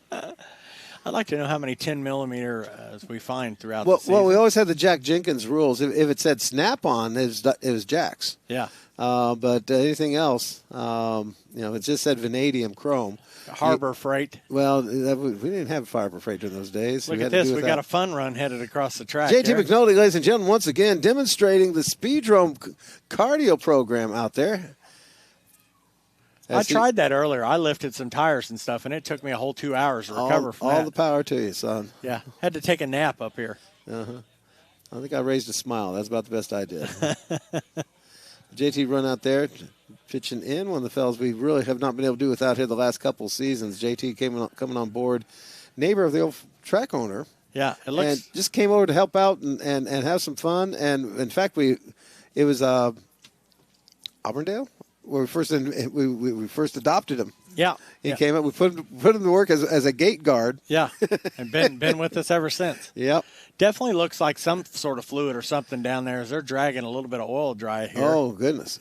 We've got the cars herded up in the north end down here as they get a chance to look at the south end. And that's always also one of the things that our guys in the 3-hour always watch for, because they've got qualifying tomorrow. They need a clean track. Yeah.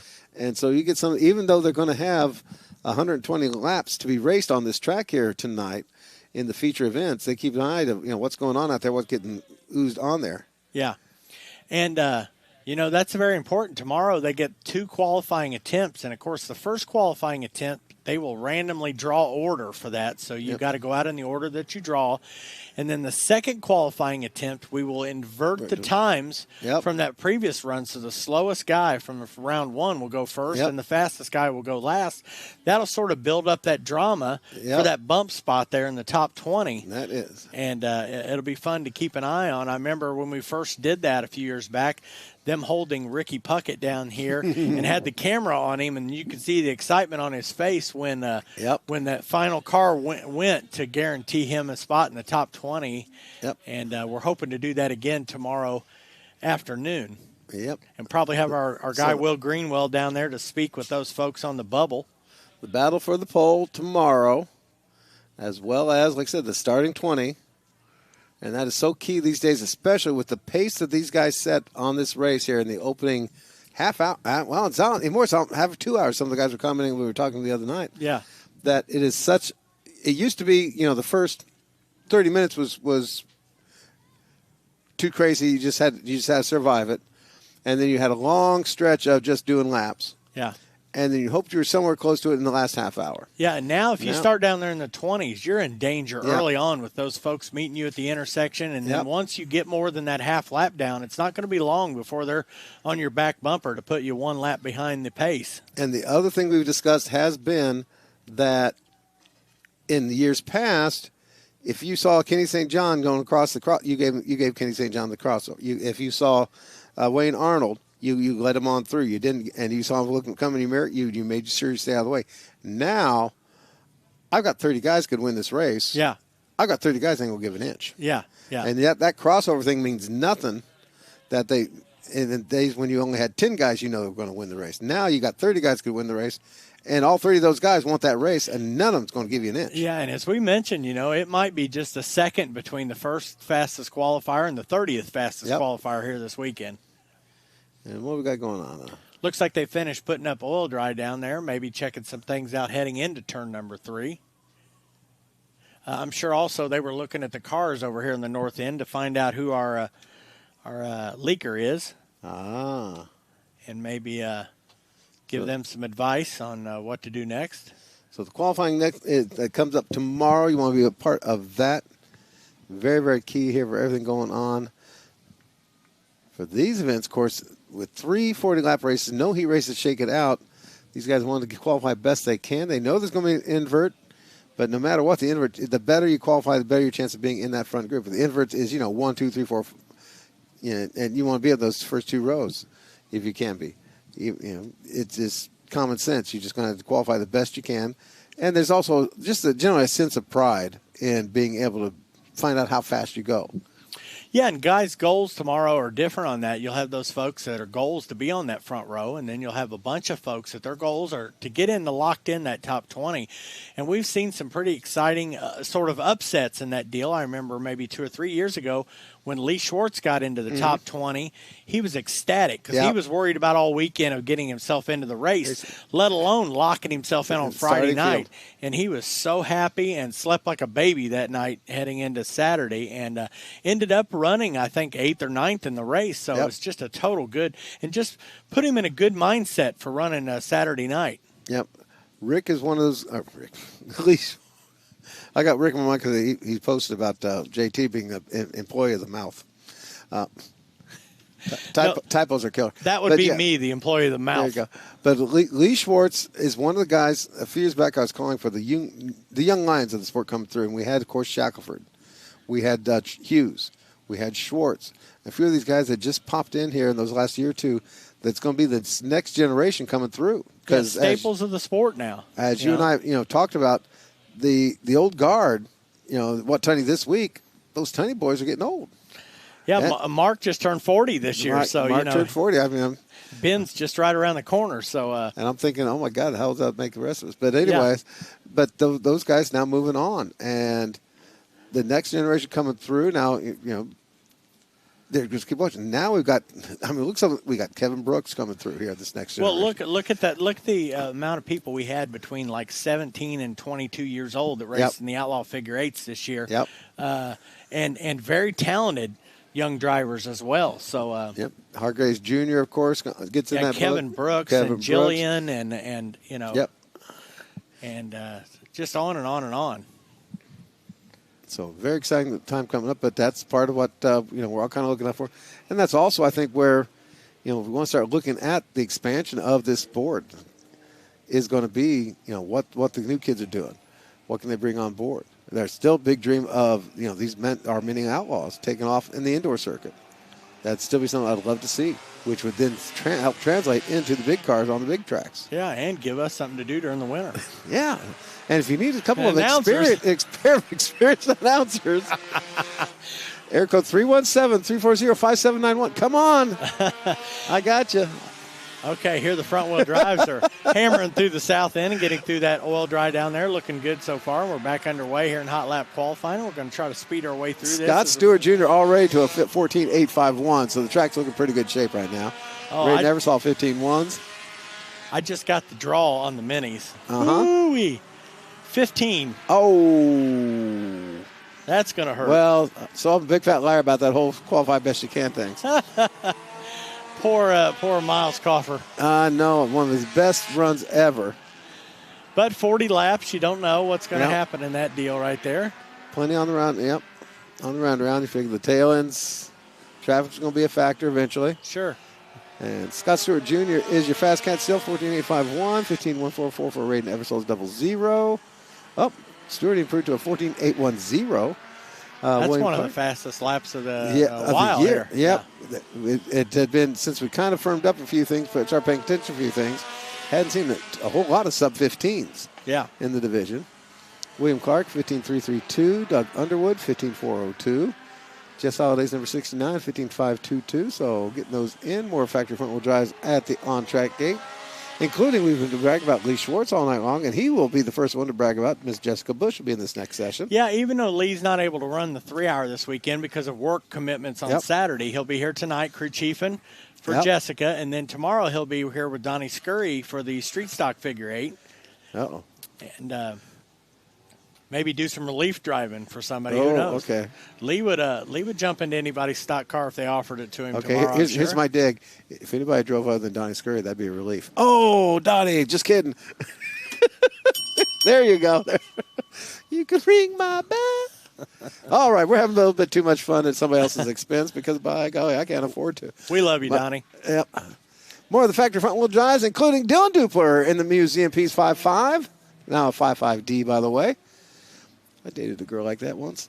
All right. At 51, the Jessica Bush, the 333, the white hatch there of Zachary Hall.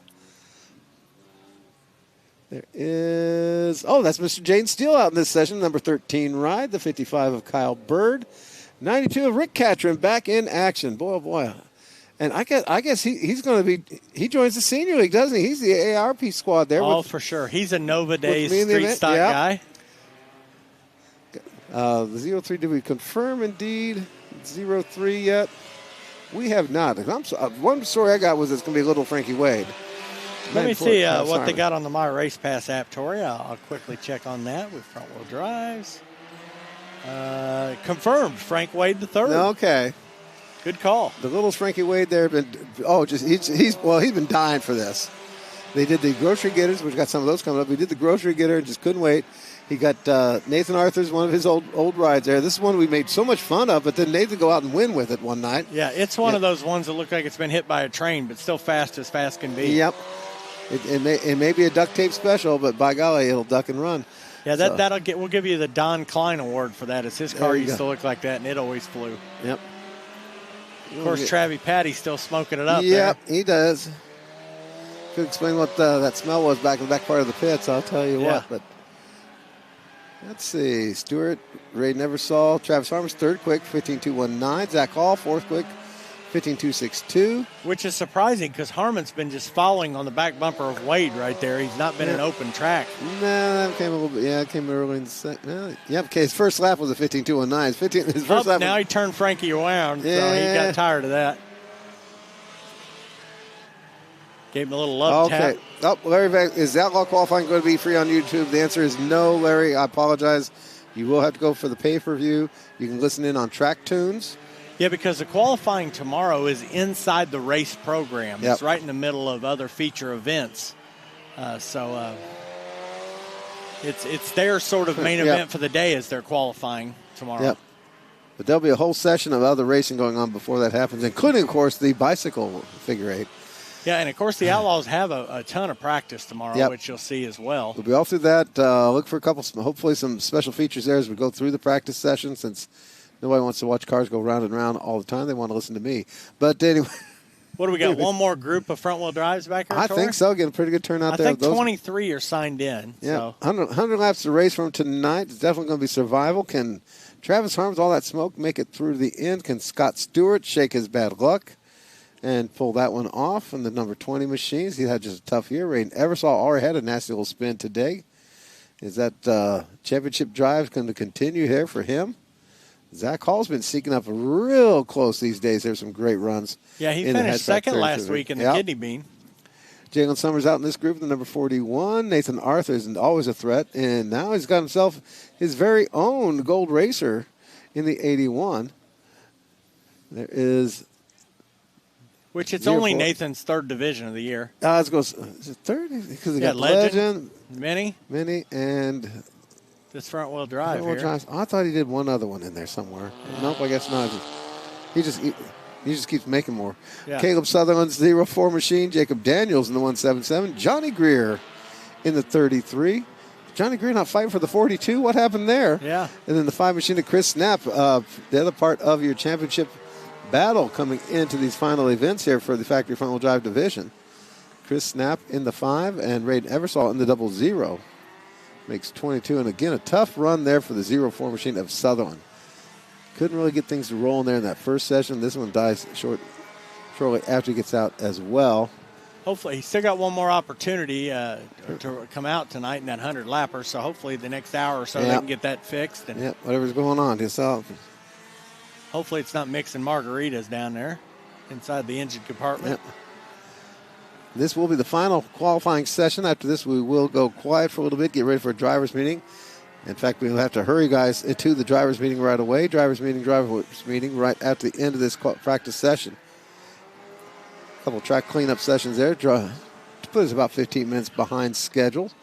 So we're going to go straight from this practice session into a driver's meeting. We're going to go... We'll wrap up the YouTube feed at that point because it is getting to be about that time again, folks. And there goes the white flag. We'll wrap up the YouTube feed as well. Go a little bit quiet here at the track, get ready for opening ceremonies, but we'll need all our Mini Fords and front-wheel drive drivers to the Pit Office Garage for a driver's meeting.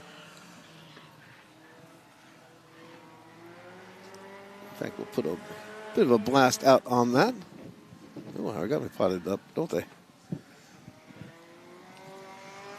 Stewart's going to be our fast cat, 14.810. Snap coming, doing a good run, 15.083. Harmon, 15.089. Eversall, 15.131.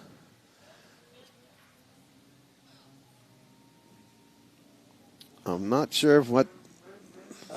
No drivers meeting. Okay. I'm sure they did that to us last time.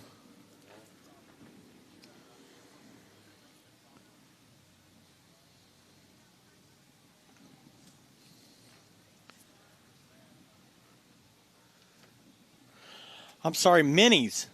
Minis to the transponder building. Mini Outlaw drivers to the transponder building. Mini Outlaw drivers to the transponder building, please. Mini Outlaw drivers to the transponder building. There will be no other drivers meeting. Ah, there we go. I need to get my interpreter on that one. Yep, mini Outlaw drivers to the transponder building. No other drivers meeting. So there you go. Mini Outlaws are the only folks invited to the drivers meeting. Mini Outlaws only to the drivers meeting.